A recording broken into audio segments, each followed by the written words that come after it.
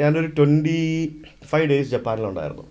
Well planned trip. അതായത് രാവിലെ 7 മണിക്ക് ടോക്കിയോ സ്റ്റേഷനിൽ നിന്ന് കയറി കഴിഞ്ഞാൽ 8:15 ഒസാക്കയിലെത്തും.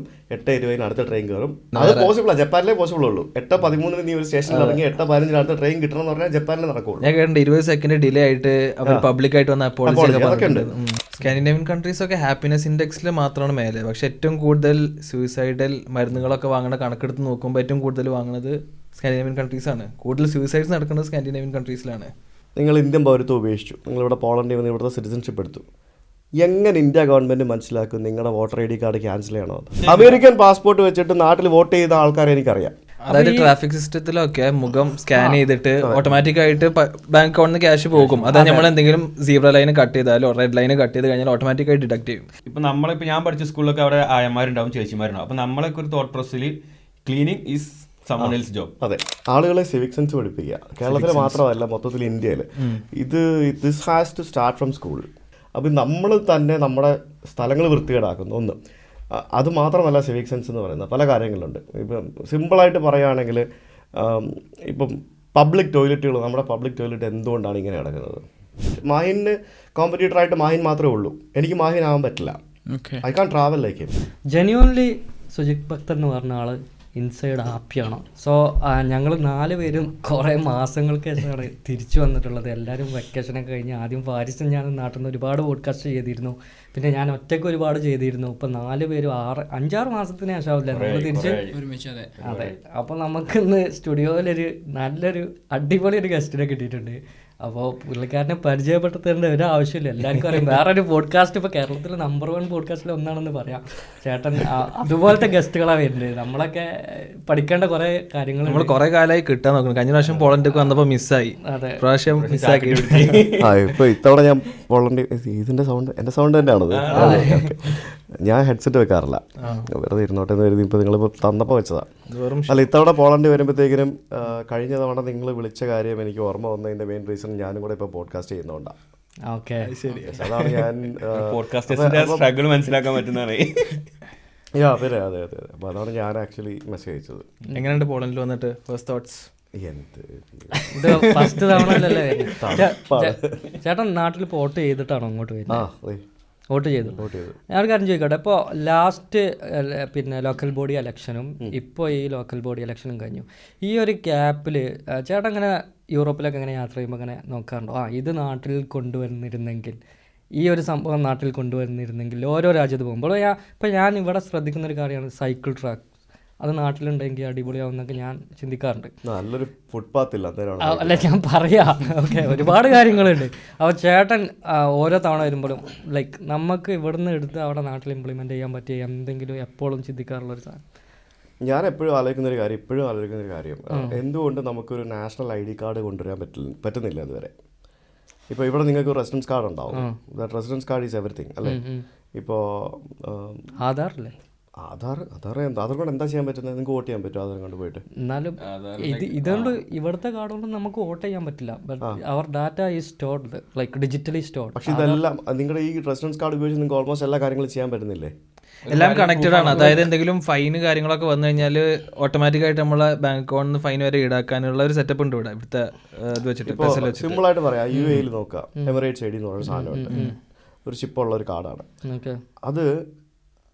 UAE ഓരോ ആൾക്കും ഒരെണ്ണമേ ഉള്ളൂ. അതായത് അവിടെ 10 കോടി ജനങ്ങളുണ്ടെങ്കിൽ 10 കോടി കാർഡ്, ഇൻഡിവിജ്വൽ കാർഡ്. ചൈനയിൽ പോവുക, അവർക്കും ഉണ്ട് ഇതേപോലൊരു കാർഡ്. ആ കാർഡ് അവർ എവിടെ പോയാലും അവർ ക്യാരി ചെയ്യണം. കാരണം ഈ കാർഡ് ഉണ്ടെങ്കിൽ അവർക്കൊരു ട്രെയിനിൽ പോലും കയറി പോകാൻ പറ്റുള്ളൂ. ഒരു ട്രെയിനിൽ അവർ കയറി പോകണമെങ്കിൽ പോലും they need to tap this card. എന്ത് പർപ്പസിനും ഈ കാർഡ് വേണം. ഈ കാർഡ് വെച്ചിട്ട് നിങ്ങൾക്ക് എവിടെ വേണമെങ്കിൽ ട്രാവൽ ചെയ്യാം. ഈ കാർഡ് വെച്ചിട്ട് നിങ്ങൾക്ക് ഹോട്ടലിൽ ചെക്ക് ഇൻ ചെയ്യാം. നിങ്ങളുടെ ഫോണാണെങ്കിലും ഈവൻ നിങ്ങളുടെ അവിടുത്തെ WeChat ആണെങ്കിലും ബാങ്ക് ആണെങ്കിലും എന്ത് പരിപാടിയാണെങ്കിലും everything is link to this card. UAE നിങ്ങൾക്ക് കൊറിയർ കളക്ട് ചെയ്യണമെങ്കിൽ പോലും എമിറേറ്റ്സ് ID കാണിക്കണം, വേണ്ടേ? Everywhere Emirates ID. എന്തുകൊണ്ട് നമുക്ക് ആധാർ കാർഡ് ഇതുപോലെ ആക്കാൻ പറ്റുന്നില്ല? ഫസ്റ്റ് റീസൺ, ആധാർ കാർഡ് കൊണ്ടുവന്നപ്പോൾ തന്നെ എല്ലാവരും കൂടെ എതിർത്ത്. എന്തിനാണ് എതിർക്കുന്നത്? പല ഉടായ്പകളും ചെയ്യാൻ പറ്റില്ല ആണല്ലോ, അതുകൊണ്ടാണല്ലോ എതിർക്കുന്നത്. ഇപ്പോൾ ആധാർ കാർഡ് വന്നതുകൊണ്ട് നമുക്ക് കാര്യങ്ങൾ എന്ത് സിമ്പിളാണെന്നറിയാമോ? ഇപ്പോൾ നമുക്കൊരു സിം എടുക്കാൻ പോകാൻ പണ്ട് ഒരു സിം ഇഷ്യൂ ചെയ്ത് കിട്ടാൻ എത്ര സമയം എടുക്കുമായിരുന്നു? ഒരു സിം അഡ്രസ് വെരിഫിക്കേഷനും കഴിഞ്ഞ് ഒരു സിം കാർഡ് ഇഷ്യൂ ചെയ്ത് കിട്ടാൻ എത്ര ടൈം എടുക്കുമായിരുന്നു? 2 weeks ഒന്നും വേണ്ട, 3-4 ദിവസം മിനിമം എടുക്കുമായിരുന്നു. ഓക്കെ. ഇപ്പം എത്ര സിമ്പിളാണ്. You just give your Aadhaar card പോലെ വേണ്ട, just number, you just give the Aadhaar number, ഒരു OTP വരും, അല്ലെങ്കിൽ ബയോമെട്രിക് വെരിഫിക്കേഷൻ ഓതൻറ്റിക്കേഷൻ എന്തെങ്കിലും ഉണ്ടാവും, and you will get the same within ആ സമയത്ത് തന്നെ U will get the same അല്ലേ. അപ്പോൾ അത് ഒരു വലിയ ഉപകാരമാണ്. പിന്നെ പല സ്ഥലത്തും ഇപ്പോൾ ആധാർ കണക്റ്റഡായി, നമ്മുടെ ബാങ്ക് അക്കൗണ്ടിൽ ആധാർ കണക്റ്റഡായി, പാനുമായിട്ട് എല്ലാത്തിലും കണക്റ്റഡാക്കി പതുക്കെ കൊണ്ടുവരികയാണ്. പക്ഷെ അത് പൂർണ്ണമായിട്ട് ആ ഒരു ഫുൾ ഫ്ലെഡ്ജ്ഡ് ആയിട്ട് ഇംപ്ലിമെൻറ്റ് ചെയ്യാൻ ഇപ്പോഴും പറ്റിയിട്ടില്ല. ഒരു നാഷണൽ ID അല്ലെങ്കിൽ എന്ന് പറഞ്ഞിട്ട് ഇപ്പോഴും ഒരു പൂർണ്ണമായിട്ടത് ഫുൾ ഫ്ലെഡ്ജ്ഡ്, കാരണം ഇപ്പോഴും ധാരാളം ഫേക്ക് ആധാർസ് വരുന്നുണ്ട്. ബംഗ്ലാദേശിൽ നിന്നും മറ്റും അനധികൃതമായിട്ട് കുടിയേറി വരുന്ന ആളുകൾക്ക് പേരും മുക്കും മാലും ഒന്നുമില്ലാതെ വെറുതെ ആധാർ അടിച്ചു കൊടുക്കുന്നുണ്ട്. നമുക്ക് കണ്ടാൽ അറിയാൻ പറ്റും. കേരളത്തിലൊക്കെ ഇഷ്ടംപോലെ ആൾക്കാരുണ്ട് അങ്ങനെയുള്ള ആൾക്കാർ. ആധാർ മാത്രമേ ഉണ്ടാവുള്ളൂ അവർക്ക്.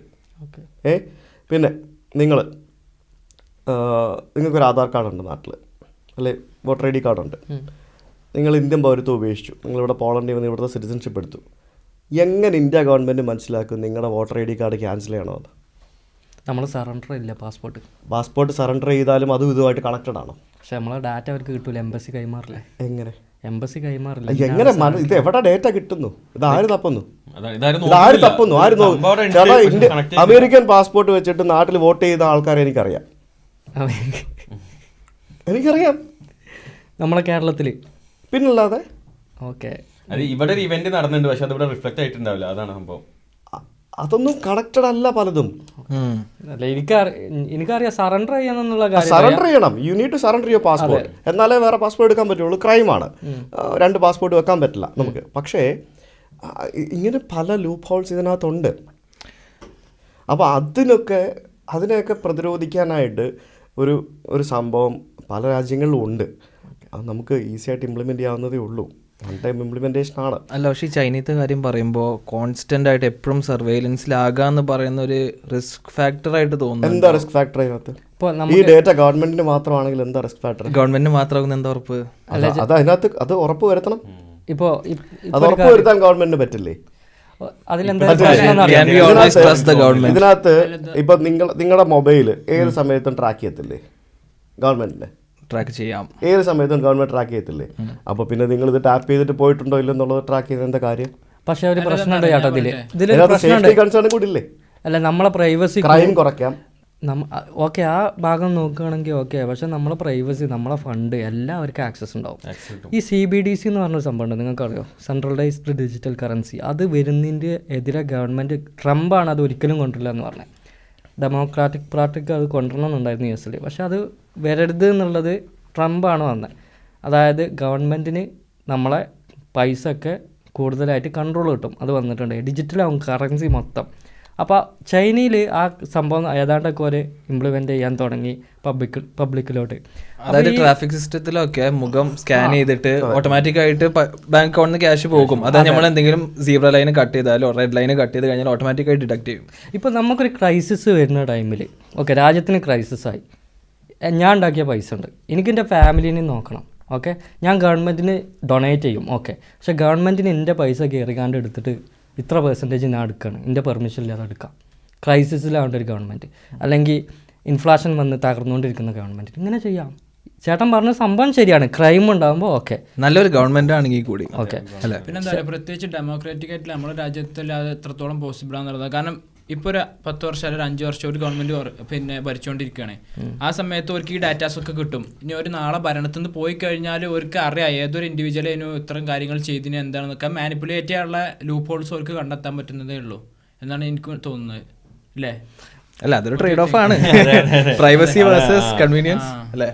പക്ഷേ എല്ലാ നിയമങ്ങളും ഡെമോക്രസി എന്ന് പറഞ്ഞത് നല്ലതിന് കൊടുക്കുന്നതാണ് ഒരു രാജ്യത്തിൻ്റെ. പക്ഷേ അത് മിസ്യൂസ് ചെയ്യാൻ ചിന്തിച്ചവർക്ക് അത് പല രീതികളുണ്ട്. അതേപോലെയാണ് ഈ കാര്യം. അല്ലാതെ എന്താ പറയുക, ഇപ്പോൾ നമ്മൾ പറഞ്ഞ പോലെ എത്ര സെക്യൂരിറ്റി കാര്യങ്ങൾ വെച്ചാൽ മിസ്യൂസ് ചെയ്യാൻ വിചാരിച്ചവൻ ഇത് ചെയ്യും. അതാണ്. അപ്പോൾ ഇന്ത്യയിൽ ഇപ്പോൾ നിലവിലെ സാഹചര്യത്തിൽ ഇങ്ങനെ ഒരു സെൻട്രലൈസ്ഡ് ഇപ്പോൾ ആധാറിൻ്റെ ഡാറ്റാസ് തന്നെ അവൈലബിൾ ആണ്. അതന്നെ എന്താ എൻ്റെ അറിവിൽ ഞാൻ ഇപ്പോൾ നാളെ ഒരു പോസ്റ്റ് കണ്ടിരുന്നു, കുറേ മുന്നാണ് അത്. ആധാറിൻ്റെ ഡാറ്റാസ് ഇതുപോലെ നെറ്റിൽ അവൈലബിൾ ആണ്. നമുക്ക് ഓരോ ആൾക്കാരുടെ ഡാറ്റാസും ബയോമെട്രിക്സും ഒക്കെ കിട്ടും. ഈസിലി കിട്ടൂല, എന്നാലും അതാ പറഞ്ഞേ കൈവിലോനെ കിട്ടുന്ന പറഞ്ഞ അപ്പോൾ അങ്ങനെ. പക്ഷേ ഈ പറഞ്ഞ പോലെ ഇവിടുത്തെ ഇപ്പോൾ സുചിത്രൻ പറഞ്ഞ പോലെ തന്നെ TRCയുടെ ഒരു ഇവിടെ യൂസ് കേസും ഇന്ത്യയിൽ അതുപോലെ സാധനം വന്നാൽ അത് എത്രയോ ബെറ്റർ ആണ്, ലൈക്ക് മച്ച് ബെറ്റർ ആണ് ഇപ്പോൾ ഉള്ള സിസ്റ്റത്തിനെക്കാട്ടിലും. ആക്ച്വലി ഈ സാധനം ഒത്തിരി ഇപ്പോൾ ഒരു എന്താ പറയുക, എനിക്ക് തോന്നുന്നു GCC അക്രോസ് നിങ്ങൾക്ക് എമിറേറ്റ്സ് ഐഡി വെച്ച് ട്രാവൽ ചെയ്യാൻ പറ്റും എന്നാണ് എനിക്ക് തോന്നുന്നത്. എന്തുകൊണ്ട് ഇപ്പോൾ എനിക്കറിയത്തില്ല, ഞാൻ പോയിട്ടില്ല, എനിക്ക് കേട്ടിട്ടുണ്ട് അങ്ങനെ പറ്റുമെന്ന്. ഇപ്പോൾ UAE നിന്ന് നിങ്ങൾക്ക് മറ്റൊരു GCC കൺട്രിയിലേക്ക് പോകണമെന്നുണ്ടെങ്കിൽ I think you don't need a passport. I am not sure, confirm ചെയ്യണം. പാസ്പോർട്ട് വേണ്ടിയല്ലോ. എമിറേറ്റ്സ് ഐഡി വെച്ച് GCCയിൽ ട്രാവൽ ചെയ്യാൻ പറ്റും എനിക്കറിയില്ല. അങ്ങനൊരു സംഭവം കേട്ടിട്ടുണ്ടോ? ഉണ്ടോ? പാസ്പോർട്ട് വേണം. ആ, അവർക്ക് സിറ്റിസൺസ് ആണെങ്കിൽ മതി.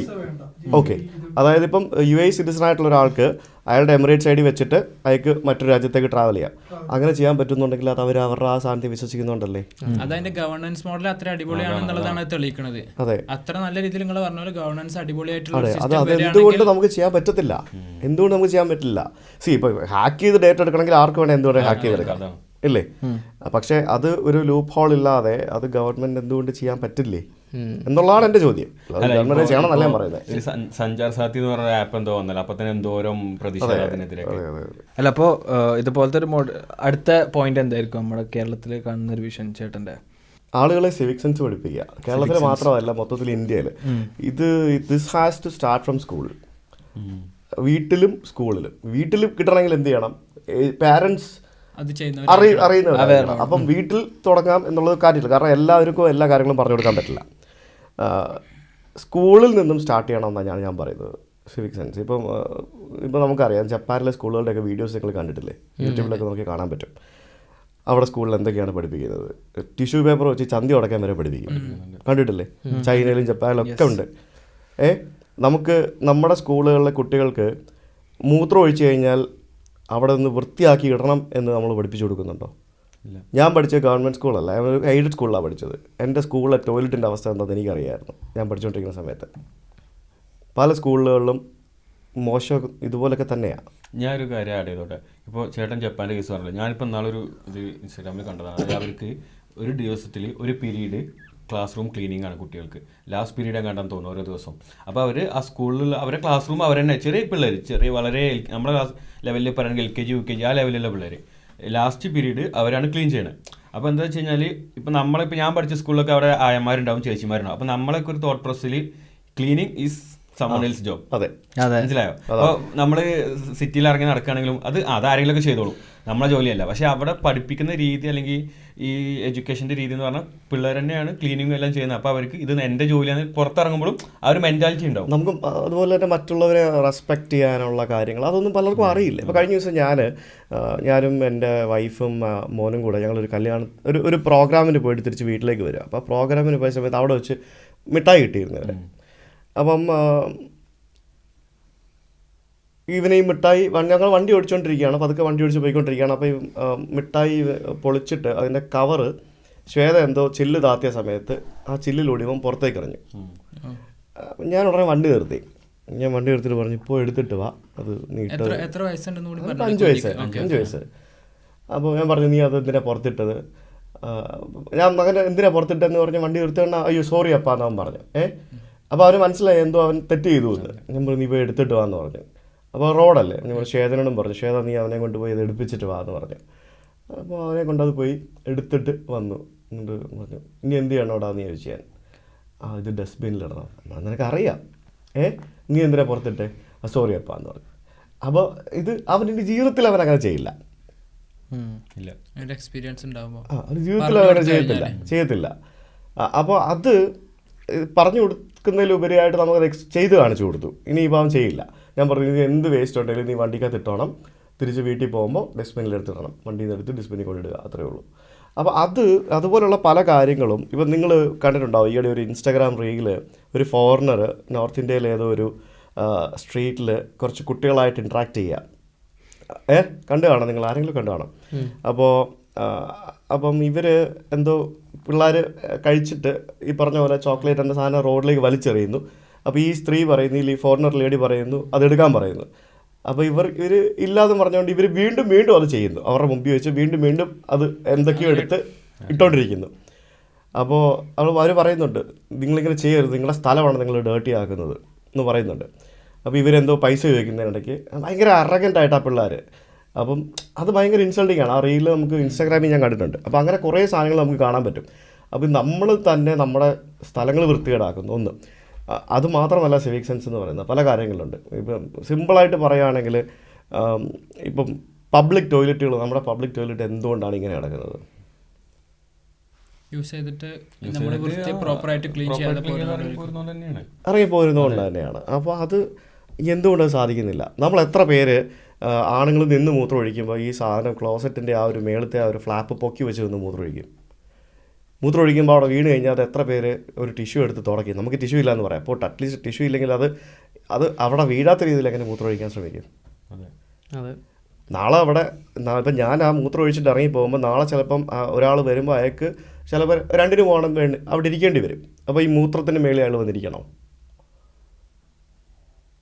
അപ്പോൾ ഇതുപോലെയുള്ള പല കാര്യങ്ങളും ഇത് നമ്മൾ കുട്ടികളായിട്ടിരിക്കുമ്പോൾ തന്നെ അവയർനെസ് കൊടുത്താൽ മാത്രമേ സാധിക്കുകയുള്ളൂ. അതിന് നമ്മുടെ പാഠ്യപദ്ധതിയിൽ ഇതൊക്കെ വരണം. ഇപ്പം പല സ്കൂളുകളിലും പലതും പഠിപ്പിക്കുന്നുണ്ട്, പക്ഷേ എല്ലാ സ്കൂളുകളിലും എല്ലാം വരുന്നില്ലല്ലോ. അതെ, ഈ സംഭവം പറഞ്ഞപ്പോൾ ഇപ്പോൾ ഞാൻ ഓഫീസ് പോകുന്ന സമയത്ത് ഓഫീസിലെ ടോയ്ലറ്റിൽ നമ്മൾ ഇറങ്ങുന്ന ഡോറല്ലേ, അതിൻ്റെ ബാക്കിൽ എഴുതി വെച്ചിട്ടുണ്ട് keep the toilet as you would wish to see it എന്ന് പറഞ്ഞിട്ട്. അതായത് നമ്മൾ കയറി വരുമ്പോൾ നമ്മൾ എങ്ങനെയാണ് ടോയ്ലറ്റ് കാണാൻ ആഗ്രഹിക്കുന്നത് അതുപോലെ നമ്മൾ ലീവ് ചെയ്യുമ്പോൾ ആക്കി വെച്ച് പോയാൽ അടുത്ത ആളത് ചെയ്ത് എല്ലാവരും അങ്ങനെ ചെയ്ത് കഴിഞ്ഞാൽ സ്വാഭാവികമായിട്ടും എല്ലാവരും വരുമ്പോൾ ടോയ്ലറ്റ് ക്ലീൻ ആയിട്ടിരിക്കും. അപ്പോൾ ആ ഒരു കോട്ട അവിടെ ഇങ്ങനെ എഴുതി വെച്ചിട്ടുണ്ടായിരുന്നു. അതേപോലെ അതെ, ഇപ്പോൾ നമ്മുടെ നാട്ടിൽ തന്നെ ലുലു മാളിൽ പോയിട്ട് ഒരു ടോയ്ലറ്റിൽ പോകേണ്ട ഒരു അവസ്ഥയും നിങ്ങൾ KSRTC ബസ് സ്റ്റാൻഡിൽ പോയിട്ട് ടോയ്ലറ്റിൽ പോയി കഴിഞ്ഞാൽ എന്തായിരിക്കും അവസ്ഥ? അതെ, രണ്ടിൻ്റെ വ്യത്യാസം നന്നായിട്ട് അറിയും. ലുലു മാളിൽ എന്തുകൊണ്ട് വൃത്തിയായി കിടക്കുന്നു? അവിടെ ഫുൾ ടൈം ക്ലീനിങ്ങിന് സ്റ്റാഫ് ഉണ്ട്. KSRTC ബസ് സ്റ്റാൻഡിൽ പോയി കഴിഞ്ഞാൽ അവിടെയും ക്ലീനിങ്ങിന് സ്റ്റാഫ് ഉണ്ട്. അവർ പൈസയും കൊടുത്തിട്ട് വേണം അവിടെ കാര്യം സാധിക്കും. റെയിൽവേ സ്റ്റേഷനിലാണെങ്കിൽ നത്തിങ് ഈസ് ഫ്രീ. എല്ലായിടത്തും പൈസ വാങ്ങിക്കും, 5ഉം 10ഉം വാങ്ങിക്കും. നിങ്ങൾ എന്തുകൊണ്ട് അത് നീറ്റാക്കി ഇടുന്നില്ല, അല്ലെങ്കിൽ ക്ലീനായി കിടക്കുന്നില്ല? അതും ഓരോ പ്രശ്നമാണ്.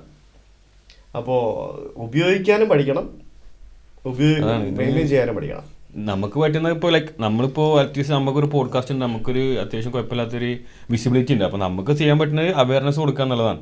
അപ്പോൾ ഇതുപോലെ അറ്റ്ലീസ്റ്റ് നമ്മുടെ വ്യൂവേഴ്സിൻ്റെ അടുത്ത് നമുക്ക് പറയാം, ആൾക്കാർ അഡോപ്റ്റ് ചെയ്ത് എല്ലാവരും ഇതുപോലെ ചെയ്യണം എന്നാണ് ഞാൻ പറയാം. അപ്പോൾ മാറി വരണത്. ഇപ്പോൾ ചേട്ടന് പോഡ്കാസ്റ്റ് ഉണ്ട്, അതുപോലെ കുറേ ആൾക്കാർ സോഷ്യൽ മീഡിയയിലുണ്ട്. അപ്പോൾ എല്ലാവരും ഇതുപോലെയൊക്കെ അവയർനെസ് കൊടുത്ത് ഇതൊക്കെ ഒന്ന് മാറ്റിയെടുക്കണം. പിന്നെ എത്ര ആൾക്കാർ താങ്ക് യു പറയാൻ പഠിക്കുന്നുണ്ട്? അപ്രീഷിയേറ്റ് ചെയ്യാൻ നമുക്ക് എത്ര പേർക്ക് അറിയാം? എത്ര പേർക്ക് അപ്രീഷിയേറ്റ് ചെയ്യാൻ അറിയാം?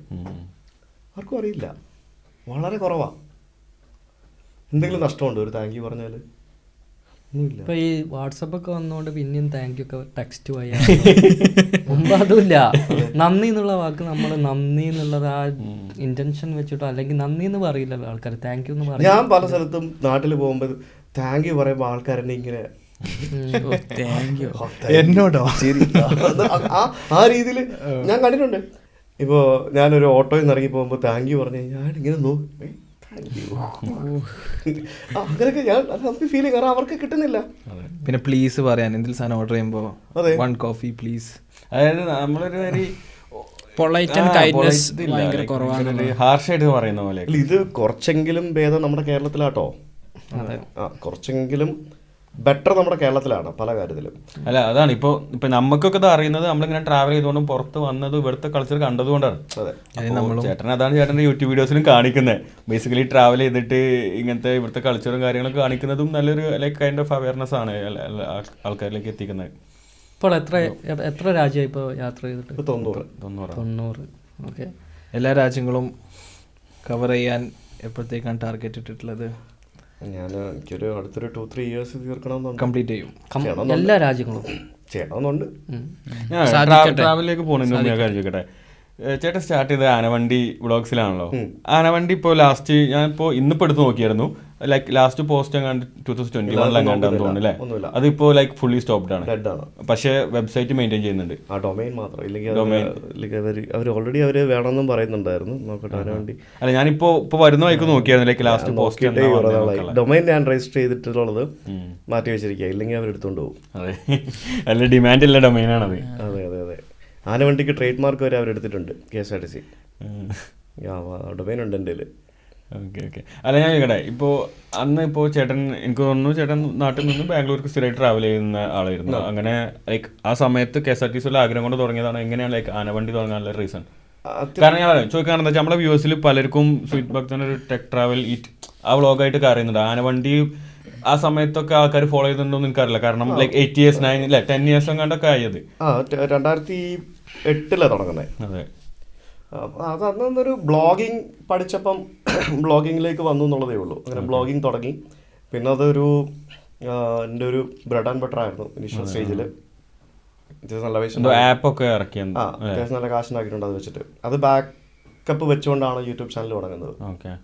പിന്നെ അതിൽ ഇൻകം ഒക്കെ 0 ആയി. ഇപ്പം ആഡ്സൻസ് ഒന്നും ഇപ്പൊ ഇല്ല. അന്ന് എങ്ങനെയായിരുന്നു ലൈക്ക് നമ്മളെ ഗൂഗിൾ ആഡ് റവന്യൂ ആയിരുന്നു? കാരണം അന്ന് ബ്ലോഗ്സ് ഒക്കെ അത്യാവശ്യം മാസം ഒരു 1-2 ലക്ഷം രൂപ കിട്ടുന്നുണ്ടായിരുന്നു ആ സമയത്ത്. ആഡ്സൻസ് മാത്രം. ചേട്ടൻ്റെ ഏറ്റവും വലിയ ഗുണം ഞാൻ കാണുന്നത് വെച്ച് കഴിഞ്ഞാൽ ഏതൊരു കാലത്തും ആ ട്രെൻഡിൻ്റെ ഒപ്പം നീങ്ങാൻ പറ്റുന്നുണ്ട്. അതായത് ബ്ലോഗുകളുടെ കാലത്ത് ബ്ലോഗ് കഴിഞ്ഞിട്ട് യൂട്യൂബ് കയറി വന്നപ്പോൾ യൂട്യൂബിലോട്ട് പോയി. കാരണം ആ ടൈമിലൊന്നും യൂട്യൂബ് എന്ന് പറഞ്ഞ റോൾ മോഡൽ എന്ന് പറയാൻ ആരുമില്ല. ഇതിന് മോണിറ്റൈസേഷൻ എന്താ പറയുക, റോഡ് മാപ്പ് ഇല്ല. എന്നിട്ടും ആ ഒരു സ്റ്റാർട്ടില്ല, one of the first travel vloggers ആണല്ലോ. അതിന് ഇങ്ങനെ എപ്പോഴും അപ്ഡേറ്റഡ് ആയി നിൽക്കാൻ എങ്ങനെയാണ് പറ്റുന്നത്? അതിന് മുമ്പ് ഫേസ്ബുക്ക് ഓർക്കുട്ട് ഓർക്കുട്ടൊക്കെ ഉണ്ടായിരുന്നു. കമ്മ്യൂണിറ്റി ആയിരുന്നു ആദ്യം ഉണ്ടായിരുന്നത്. ഏത് ആനവണ്ടിയുടെ കമ്മ്യൂണിറ്റി. പിന്നീടാണ് ഇതിലേക്ക് വരുന്നത്, വെബ്സൈറ്റ് ബ്ലോഗ് തുടങ്ങുന്നത്. ഇപ്പൊ ഫുൾ ഇൻകം യൂട്യൂബിൽ നിന്നാണോ? Collaborations, YouTube collaborations, Facebook. എങ്ങനെയാണ് ഇപ്പോൾ യൂട്യൂബ് ഇൻകം? കാരണം പൊതുവെ ഇപ്പോൾ പല യൂട്യൂബേഴ്സ് പറഞ്ഞു കേൾക്കാറുണ്ട്. ഞങ്ങളതും വെച്ച് നോക്കുകയാണെങ്കിൽ യൂട്യൂബ് ഇൻകം കുറഞ്ഞ മാതിരി ഞങ്ങൾക്ക് തോന്നുന്നുണ്ട്. ഒരു ജീവിച്ച് പോകാൻ മാത്രമുള്ള ഒരു ഇൻകം ഇല്ല. എനിക്ക് കുഴപ്പമില്ല. എനിക്ക് കഴിഞ്ഞൊരു 3-4 വർഷമായിട്ട് ഒരു സ്റ്റേബിൾ ഇൻകം ആണ്. സ്റ്റേബിൾ ആണ്. ആ ഒരു വ്യൂവേഴ്സും എല്ലാം മെയിൻറ്റെയിൻ ചെയ്യാൻ പറ്റുന്നുണ്ട്. ആ വ്യൂവർഷിപ്പ് ഇച്ചിരി കുറഞ്ഞാലും ഇൻകം കുറഞ്ഞിട്ടില്ല കാര്യമായിട്ട്. ഇൻകം ഒരു സ്റ്റേബിൾ ആയിട്ട് റിവീൽ ചെയ്യണതിന് കുഴപ്പമുണ്ടോ? മോശമില്ലാതെ ഇൻകം കിട്ടുന്നുണ്ട്. ഇല്ലാന്നുണ്ടെങ്കിൽ ട്രാവൽ ചെയ്യാൻ പറ്റില്ലല്ലോ. എന്റെ പ്രശ്നം എന്ന് പറയുന്നത് എക്സ്പെൻസ് ആണ്. ട്രാവലിംഗ് എക്സ്പെൻസ് കൂടുതലാണ്. അപ്പൊ എക്സ്പെൻസ് കഴിഞ്ഞിട്ട് ഒരു പ്രോഫിറ്റും കിട്ടുന്നുണ്ട്. അതായത് യൂട്യൂബിന്റെ ഓക്കെ മെയിൻറ്റെയിൻ ചെയ്യാൻ പറ്റുന്നുണ്ട് കൺസിസ്റ്റന്റ് ആയിട്ട്. ഓക്കെ. വേറെ സ്ട്രീം ഉണ്ടോ ലൈക്ക് റീഇൻവെസ്റ്റ് ചെയ്ത് ഈ മണി എടുത്തിട്ട് നാട്ടിൽ? ഞാൻ ഇപ്പോൾ ഒരു വീട് വാങ്ങിച്ചിട്ടുണ്ട് നാട്ടിൽ. ഞാൻ അത് എൻ്റെ ഒരു ഡ്രീം പ്രൊജക്റ്റ് കൊച്ചിയിലാണ്. എനിക്ക് ഹോസ്പിറ്റാലിറ്റി ഭയങ്കര ഇഷ്ടമാണ്. സാറിന് എല്ലാവരും ട്രാവൽ ഏജൻസി അല്ലേ തുടങ്ങുന്നത്. എനിക്ക് ട്രാവൽ ഏജൻസി ഇഷ്ടമല്ല. എനിക്ക് ഹോസ്പിറ്റാലിറ്റി ഭയങ്കര ഇഷ്ടമാണ്. എനിക്ക് I like to host people. So എനിക്ക് എന്ന് വെച്ചാൽ എനിക്ക് വലിയ ഹോട്ടലോ റിസോർട്ടോ അങ്ങനെയൊന്നും നടത്താൻ താല്പര്യമില്ല. ഐ ഹാവ് എനിക്കൊരു പർട്ടിക്കുലർ ഒരു നീഷിലുള്ള ഒരു ചെറിയ ടൈപ്പ് ഓഫ് ഹോം സ്റ്റേസ് അങ്ങനെയുള്ള ക്യൂറേറ്റഡ് സാധനങ്ങൾ ചെയ്യണമെന്ന് ഭയങ്കര ആഗ്രഹമുണ്ട്. അപ്പോൾ ഞാനിപ്പോൾ എറണാകുളത്തൊരു ഒരു ബാലി സ്റ്റൈൽ പൂൾ വില്ലയൊക്കെ ഉള്ള, ബാലി സ്റ്റൈൽ പൂളൊക്കെ ഉള്ള ഒരു Bali style plus Kerala traditional style, ഇത് രണ്ടും കൂടെ മിക്സഡ് കോമ്പിനേഷനിലുള്ള ഒരു വീട്. ഞാൻ ഒരു വീട് വാങ്ങിച്ചിട്ട് ഞാനത് റിനോവേറ്റ് ചെയ്തുകൊണ്ടിരിക്കുക, കൺവേർട്ട് ചെയ്തുകൊണ്ടിരിക്കുക ആ രീതിയിലേക്ക്. പൂളൊക്കെ പറഞ്ഞിട്ട് ഇടാം. നമ്മുടെ പ്ലാറ്റ്ഫോമിലൂടെ നമുക്ക് ഡയറക്റ്റ് സെല് ചെയ്യാം. അത് എവിടെയാണ്? എറണാകുളത്ത്, പ്രോപ്പർ എറണാകുളത്ത് തന്നെ, സിറ്റിക്കുള്ളിൽ. എൻ്റെ ഒരു ടാർഗറ്റ് എന്ന് പറയുന്നത് those are coming to city. എല്ലായിടത്തും സിറ്റിക്ക് ഔട്ട്സ്കേർട്സിൽ you can find lot of pool villas and things. ഇപ്പോൾ പോളണ്ടിൽ ഉള്ളിൽ വരുന്ന ഒരാൾക്ക്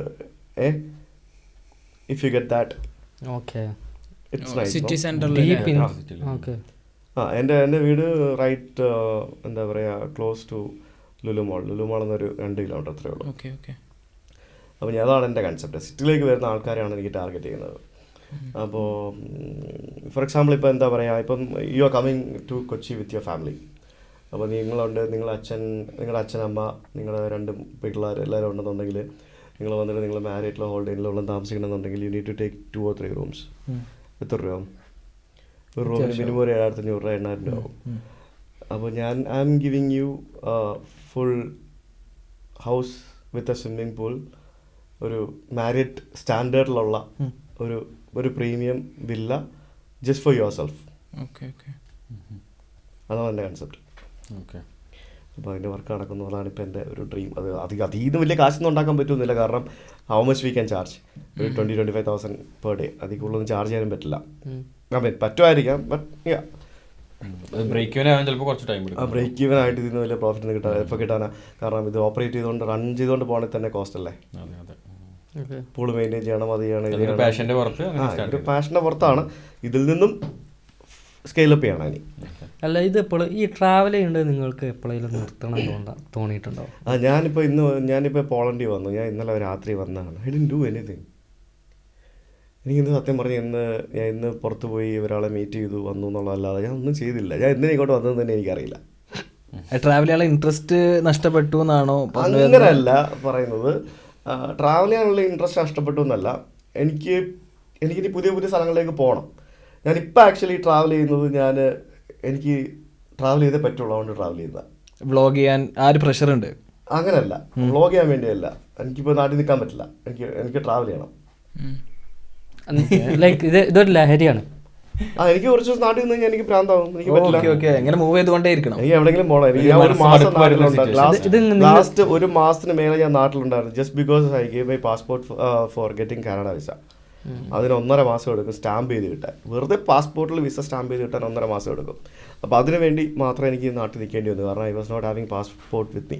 അപ്പോൾ ഈ പ്രൊഡക്റ്റീവ് ആയില്ലെങ്കിൽ അപ്പോൾ പാസ്പോർട്ട് കിട്ടി നെക്സ്റ്റ് ഡേ ഞാൻ ടിക്കറ്റ് എവിടെ ചീപ്പെന്ന് നോക്കി straight away London ticket Dubai ടിക്കറ്റിനെക്കാട്ടി ചീപ്പായിരുന്നു. ഞാൻ ലണ്ടനിൽ പോയി. പിന്നെ തിരിച്ചുള്ള ടിക്കറ്റ് നോക്കുമ്പോഴാണ് കൊല്ലുന്ന റേറ്റ് അത് കണ്ടത്. ഇപ്പോൾ എങ്ങോട്ട് പോലും റേറ്റ് കൊള്ളാം.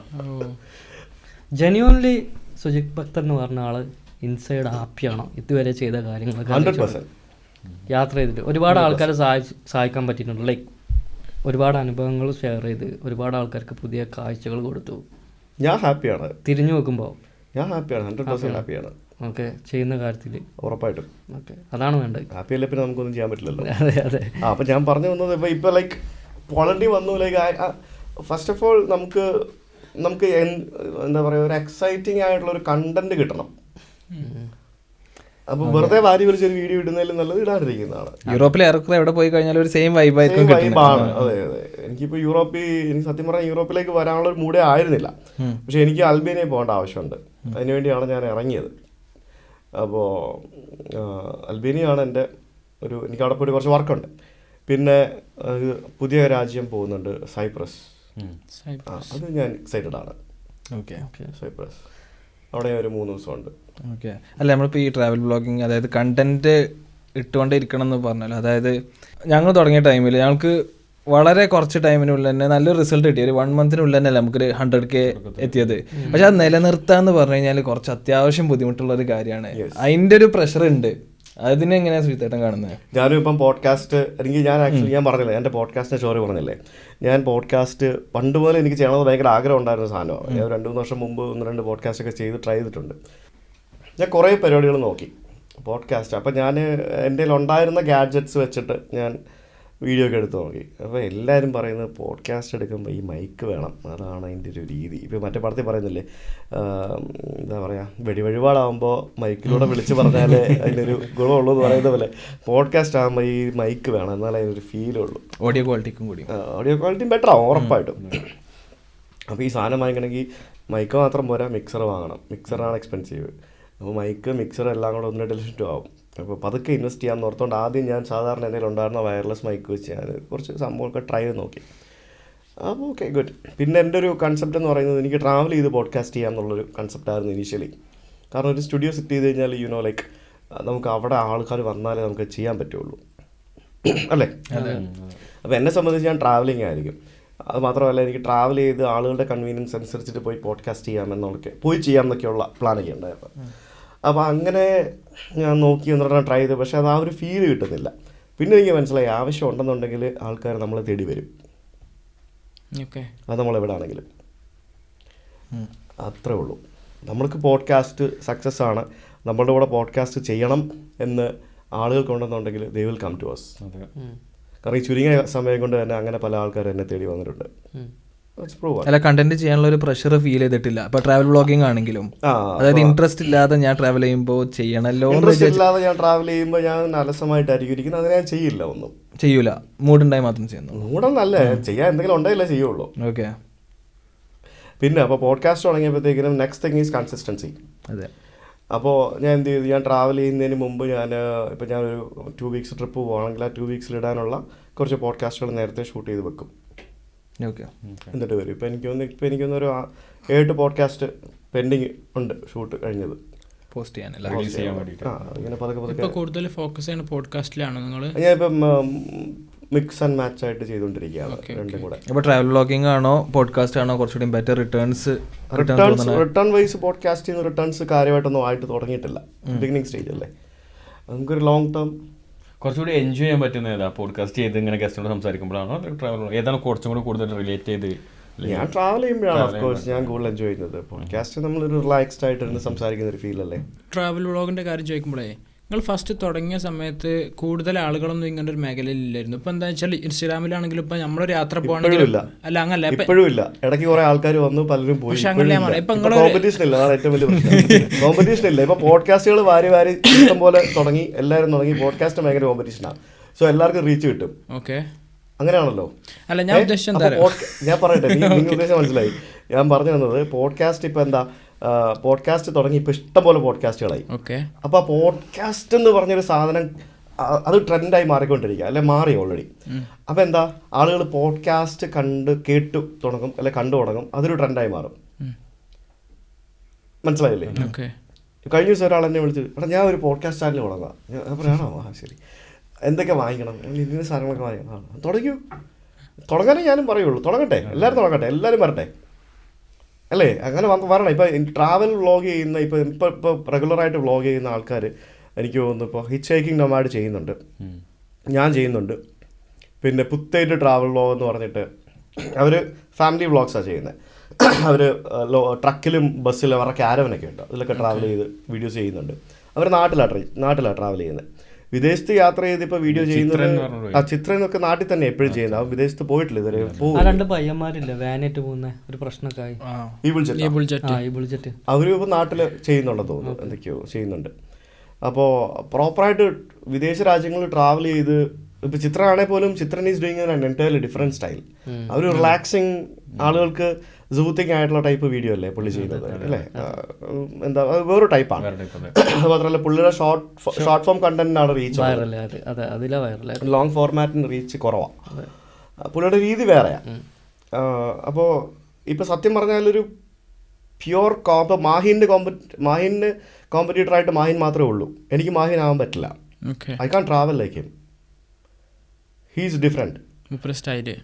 പുള്ളിയുടെ സ്റ്റൈല് ലക്ഷറി ട്രാവലാണ്. പിന്നെ ബാക്ക് പാക്കർ അരുണിമ ഉണ്ടെന്നു അല്ലേ. അവർ രണ്ടുപേരും ഏകദേശം ഒരേ കാറ്റഗറി വരും അല്ലേ. അവർ അങ്ങോട്ടും ഇങ്ങോട്ടും കോമ്പറ്റ് ചെയ്യാൻ പറ്റും.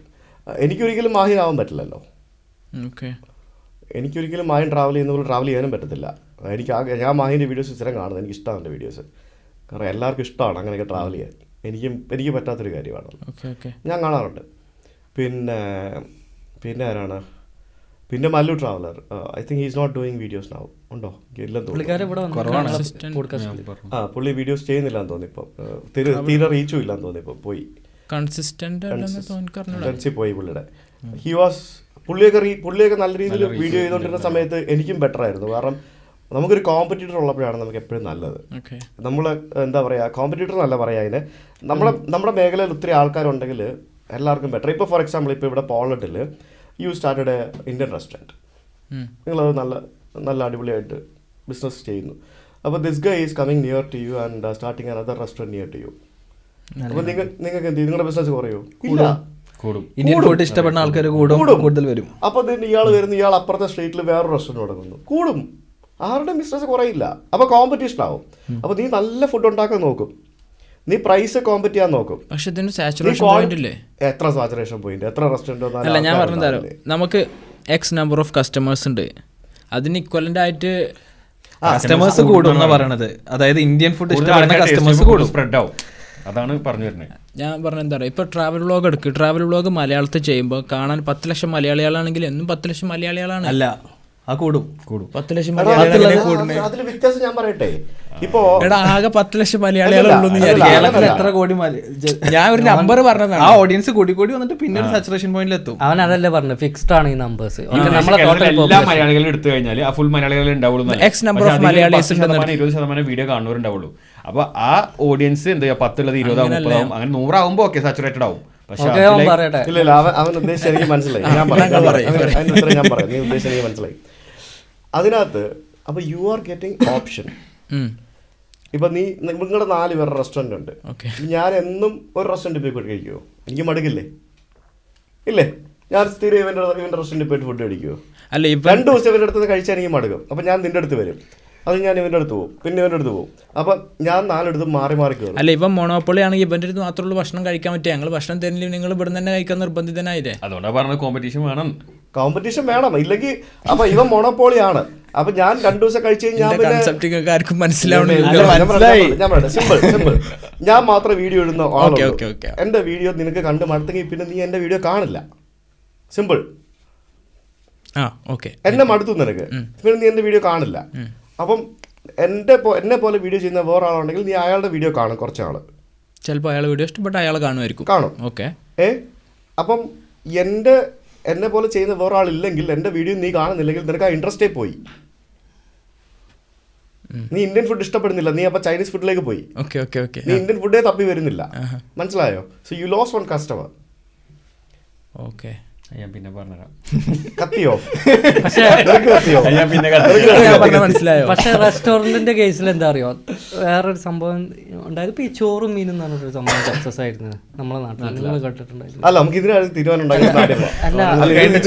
അല്ല, അതിന്റെ ഒരു എക്സാമ്പിൾ ആണ് പറയുന്നത്. അപ്പൊ ഞാൻ അവിടെ ഭക്ഷണം കഴിക്കാൻ പോയപ്പോ ഞാൻ പാർക്ക് ചെയ്ത് അതിന്റെ അടുത്തുള്ളൊരു ചെറിയ ഹോട്ടലിലൊരു ചേട്ടൻ, ആ ചേട്ടൻ പറയുന്നുണ്ട് അവിടെ ഇരുന്നിട്ട്, ഞാൻ കേട്ടത് പറയുന്നത്, എൻ്റെ അടുത്ത് ഇൻസ്റ്റാഗ്രാമും ഫേസ്ബുക്കും അല്ല, എൻ്റെ അടുത്ത് ഫേസ്ബുക്കും യൂട്യൂബും ഒന്നും ഇല്ല, അതുകൊണ്ടാണ് അവർ സക്സസ് ആയത്. നമ്മളവിടെ ആരാ വരുന്നത്? ഈ ചേട്ടൻ ഒറ്റയ്ക്ക് അവിടെ ഇരിക്കുക, സെയിം റെസ്റ്റോറൻറ്റാണ്, ചെറിയ തട്ട് കട ചോറ് കൊടുക്കുന്നത്. അപ്പുറത്ത് ചോറും മീനെന്ന് പറഞ്ഞിട്ട് ആയിരക്കണക്കിന് ആൾക്കാർ വരുന്നുണ്ട്. എവിടെയത്? മലപ്പുറം കുറ്റിപ്പുറം. അപ്പോൾ ലൈക്ക് ഇയാൾ ഇരുന്ന് ആകെ ഇരുന്നു. എനിക്ക് പാന്ന് തോന്നി ആളെ കണ്ടപ്പോൾ. പിന്നെ ഞാനും വന്നത് ചോറും മീനിലോട്ടാണ്. പക്ഷേ ഞാൻ ചോറും മീനിലോട്ടാണ് വന്നത്. എനിക്ക് പിന്നെ തോന്നി ഒരു ദിവസം ഇവിടെ വന്ന് കഴിച്ചാലോ. അത്രയും ചെറിയൊരു കടയായിരുന്നു ആളത്. അപ്പോൾ ഒന്നെങ്കിൽ അങ്ങനെ ഒരു, ഇപ്പോൾ ചേട്ടൻ പറഞ്ഞ പോലെ റെസ്റ്റോറൻറ്റ്സിൻ്റെ എക്സാമ്പിൾ പറയുകയാണെങ്കിൽ, ലൈക്ക് ഒരു ചെറിയ റെസ്റ്റോറൻറ്റിൻ്റെ മുകളിൽ വലിയൊരു റെസ്റ്റോറൻറ്റ് വന്നാൽ പിന്നെ ഇവൻ പറ്റേ ഇരിക്കും. മനസ്സിലായോ? പക്ഷേ വ്ളോഗിങ്ങിൻ്റെ കാര്യത്തിൽ പെട്ടെന്നൊരു സ്റ്റാർട്ട് ചെയ്യാൻ പറ്റിയൊരു സംഭവമല്ല. എനിക്ക് ഒരു വ്ളോഗർ ഉണ്ട് ഫേമസ് ആയ, അപ്പുറത്ത് വന്നുകൊണ്ട് പെട്ടെന്ന് ഫേമസ് ആകാൻ പറ്റില്ല അല്ലേ? ലൈക്ക് ഞാൻ ബിൽഡ് ചെയ്യണം. അതായത് ഇതിനകത്ത് വ്യത്യസ്തമായി ചെയ്യുന്ന സംഭവങ്ങൾക്കാണ് എപ്പോഴും ആളുകൾക്കിടയിൽ ഒരു പ്രിയങ്കരമായിട്ട് മാറുന്നത്. സിമ്പിളായിട്ട് പറഞ്ഞു കഴിഞ്ഞാൽ, ഇപ്പം ഞാൻ വളരെ വ്യത്യസ്തമായിട്ട് എൻ്റെ ഫാമിലിയായിട്ട് 1 വയസ്സുള്ള മോനുമായിട്ട് എൻ്റെ ഒരു യാത്ര ഇറങ്ങിയപ്പോൾ അത് ഭയങ്കര സക്സസ്ഫുൾ ട്രിപ്പായിരുന്നു. കാരണം ആളുകൾ നോക്കുമ്പോൾ എന്താ എല്ലാവർക്കും ചെയ്യാൻ പറ്റുന്നൊരു കാര്യം. കാരണം 1 വയസ്സുള്ള കൊച്ചിനെയും കൊണ്ട് ഇവർ വണ്ടി എടുത്തിട്ട് ഇന്ത്യ മൊത്തം കറങ്ങാൻ പോകുന്നു. അത് ഭയങ്കര ഒരു സ്വീകാര്യത കിട്ടിയൊരു ട്രിപ്പായിരുന്നു. എന്ന് പറഞ്ഞിട്ട് എപ്പോഴും എനിക്ക് അത് ചെയ്തുകൊണ്ടിരിക്കാൻ പറ്റുമോ? ഇല്ല. അപ്പോൾ ഇപ്പം പുത്തേറ്റ് ട്രാവൽ വ്ളോഗിലെ ആൾക്കാർ അവർ ക്യാരവൻ എടുത്തിട്ട് അവർ സ്വന്തമായിട്ടൊരു ക്യാരവനൊക്കെ ബിൽഡ് ചെയ്ത് അവർ അമ്മയും മോളും അമ്മായിയമ്മയും എല്ലാവരും കൂടെ അവർ ട്രിപ്പ് പോകുന്നു. ഇറ്റ്സ് ഫൺ ടു വാച്ച് അല്ലേ? രസമല്ലേ? ഇപ്പം എന്താ പറയുക, മോള് വണ്ടി ഓടിക്കുന്നു, അമ്മ വണ്ടി ഓടിക്കുന്നു, അച്ഛൻ വണ്ടി ഓടിക്കുന്നു. അത് ഭയങ്കര രസമാണ്. അവരതിൽ തന്നെ കിടന്നുറങ്ങുന്നു, ഭക്ഷണം ഉണ്ടാക്കുന്നു. അപ്പോൾ എല്ലാവർക്കും പറ്റാത്തൊരു കാര്യമാണത്. അപ്പോൾ അതിന് റീച്ച് കിട്ടും. അതുപോലെ മല്ലു ട്രാവലർ ബൈക്കായിട്ട് വേൾഡ് റൈഡ് ഇറങ്ങി. ഭയങ്കര ഹിറ്റല്ലായിരുന്നു ഫസ്റ്റ് ഇറങ്ങിയ സമയത്ത്. അത് എല്ലാവർക്കും ചെയ്യാൻ പറ്റാത്ത കാര്യമാണ്. ഞാനും പോയിരുന്നു അവൻ്റെ ഫ്ലാഗ് ഓഫിന് ആ സമയത്ത്. അത് എല്ലാവർക്കും ചെയ്യാൻ പറ്റില്ല അങ്ങനെയുള്ള സംഭവങ്ങളൊക്കെ. അവൻ ട്രാവൽ ചെയ്യുന്ന പോലെ അവനെ പറ്റുള്ളൂ, വേറെ ആർക്കും പറ്റില്ല. കാരണം നമുക്കറിയാം, ഒരു വണ്ടി എടുത്തിട്ട് ഒരു സ്ഥലത്തേക്ക് പോകുമ്പോൾ അതിനകത്ത് പ്രാക്ടിക്കൽ കാര്യങ്ങളൊക്കെ. അപ്പോൾ അങ്ങനെ നമ്മൾ യുണീക്കായിട്ടുള്ള സാധനങ്ങളായിട്ട് വരുമ്പോഴത്തേക്കിനും ആളുകൾക്ക് ഇഷ്ടപ്പെടും പലതും. പിന്നെ ബാക്കി നമ്മളത് എങ്ങനെ പ്രസൻറ്റ് ചെയ്യുന്നു, നമ്മുടെ കയ്യിലിരിപ്പോൾ ബാക്കിയുള്ളത് പോലെ ഇരിക്കും സസ്റ്റെയിൻ ചെയ്ത് പോകാന്നുള്ളത്. അപ്പോൾ ഞാനെപ്പോഴും ചെയ്തുകൊണ്ടിരിക്കുന്നത്, ഞാൻ ഇടയ്ക്കിടയ്ക്ക് എൻ്റെ സ്റ്റൈൽ മാറ്റി കൊണ്ടുവരും. ഇപ്പോൾ ഞാൻ ചിലപ്പോൾ എൻ്റെ ഫാമിലിയോടുകൂടെ പോവും, ചിലപ്പോൾ ഞാൻ എൻ്റെ ഫ്രണ്ട്സിൻ്റെ കൂടെ പോവും, ചിലപ്പോൾ ഞാൻ ഒറ്റയ്ക്ക് പോവും. അപ്പോൾ എല്ലാവർക്കും ഇഷ്ടപ്പെട്ടു എന്ന് വരില്ല. ഞാൻ ഫാമിലിയോടുകൂടെ പോകുന്നത് കാണാൻ താല്പര്യപ്പെടുന്ന ഒരു സെറ്റ് ഓഫ് ആൾക്കാരുണ്ട്. അവർ ഞാൻ ഒറ്റയ്ക്ക് ട്രാവൽ ചെയ്യുമ്പം കാണാറില്ല. ഞാൻ ഒറ്റയ്ക്ക് ട്രാവൽ ചെയ്യുന്നത് മാത്രം കാണാൻ ഇഷ്ടപ്പെടുന്ന ആൾക്കാരുണ്ട്. അവർ ഞാൻ ഫാമിലിയോടുകൂടെ ട്രാവൽ ചെയ്യുമ്പോൾ അത് കാണാറില്ല. അങ്ങനത്തെ ഒരു ടൈപ്പ് ആൾക്കാർ. കൊടുക്കുമ്പോൾ ആൾക്കാർക്ക് ഒരു മടുപ്പ് ഉണ്ടാവില്ല എന്നൊരു ലൈക്ക് ചേഞ്ച് ചെയ്ത് ഇങ്ങനെ ഓരോ ടോപ്പിക്സ് സ്റ്റൈൽ വരുമ്പോൾ ഈ കണ്ടന്റ് സ്റ്റൈൽസ് ഇങ്ങനെ മാറിക്കൊണ്ടിരിക്കുക. ഡെയിലി അല്ലെങ്കിൽ വീക്കിലൊക്കെ ഈ ഷോർട്സിലാണ് ഇത് കൂടുതൽ. ലൈക്ക് ചേട്ടൻ്റെ വ്ളോഗിങ്ങിൽ ചേട്ടൻ പറഞ്ഞു ചേട്ടൻ ട്രാവൽ ചെയ്യുന്നു ഫാമിലിന്. പക്ഷേ ഇപ്പം നമ്മൾ ഷോർട്സ് വീഡിയോ കാണില്ല ഇൻസ്റ്റാഗ്രാമിൽ അല്ലെങ്കിൽ റീൽസ് കാണുമ്പോൾ ഓരോ ട്രെൻഡ് ഇങ്ങനെ മാറുന്നുണ്ട് കേട്ടോ. അപ്പോൾ ബാക്ക്ഗ്രൗണ്ട് മ്യൂസിക് മാറുന്നു. ഈ ഒരു 30 ആദ്യം 1 മിനിറ്റ് ഉണ്ടായിരുന്നു, ഇപ്പോൾ 30 സെക്കൻഡ് 10 സെക്കൻഡ് സംസാരം ഇല്ലാതായി, ടെക്സ്റ്റ് മാത്രമായി, അങ്ങനെ മാറിക്കൊണ്ടിരിക്കുന്നുണ്ട്. ഇതിൻ്റെ ഒപ്പം കീപ്പ് ചെയ്യാന്ന് പറഞ്ഞിട്ടുണ്ടല്ലോ ഭയങ്കര ബുദ്ധിമുട്ടുള്ള കാര്യമാണ്. ഷോർട്സ് വെച്ചിട്ട് വൈറലാവുന്നവർക്ക് ഇൻസ്റ്റാഗ്രാമിന്റെ ഒക്കെ അൽഗോരിതം മാറിക്കൊണ്ടിരിക്കുകയാണ്. ഇൻസ്റ്റാഗ്രാം പുഷ് ചെയ്യണ ഓരോ വീഡിയോസ് ഓരോ സ്റ്റൈൽ നമ്മളതൊന്നും കണ്ടിട്ടില്ലേ, ഫ്രെയിം ചെറുതായിട്ട് അഡ്ജസ്റ്റ് ചെയ്തിട്ട് അങ്ങനെ അങ്ങനെ പല ടൈപ്പ് ഓഫ്. ഇപ്പോൾ ഇൻസ്റ്റാഗ്രാമിൽ ഹാഷ്ടാഗ് വലിയ റോളല്ലല്ലോ. ഇപ്പോൾ പറയല് എന്താ നമ്മുടെ ടൈറ്റിൽ എന്താണോ കൊടുക്കണേ ആദ്യത്തെ വേർഡ്സ് എടുത്തിട്ടാണ് ഇൻസ്റ്റാഗ്രാം ചേഞ്ച് ആയിക്കൊണ്ടിരിക്കും. പിന്നെ പുതിയ ക്രിയേറ്റേഴ്സിനെയാണ് ഇവർ ഒന്നും കൂടി പുഷ് ചെയ്യുക തുടക്കത്തിൽ. പുതിയ ചാനൽ തുടങ്ങി പുതിയ ക്രിയേറ്റേഴ്സ് വന്നു കഴിഞ്ഞാൽ ഇവർ ഭയങ്കരമായിട്ട് സപ്പോർട്ട് ചെയ്യും എല്ലാവരും.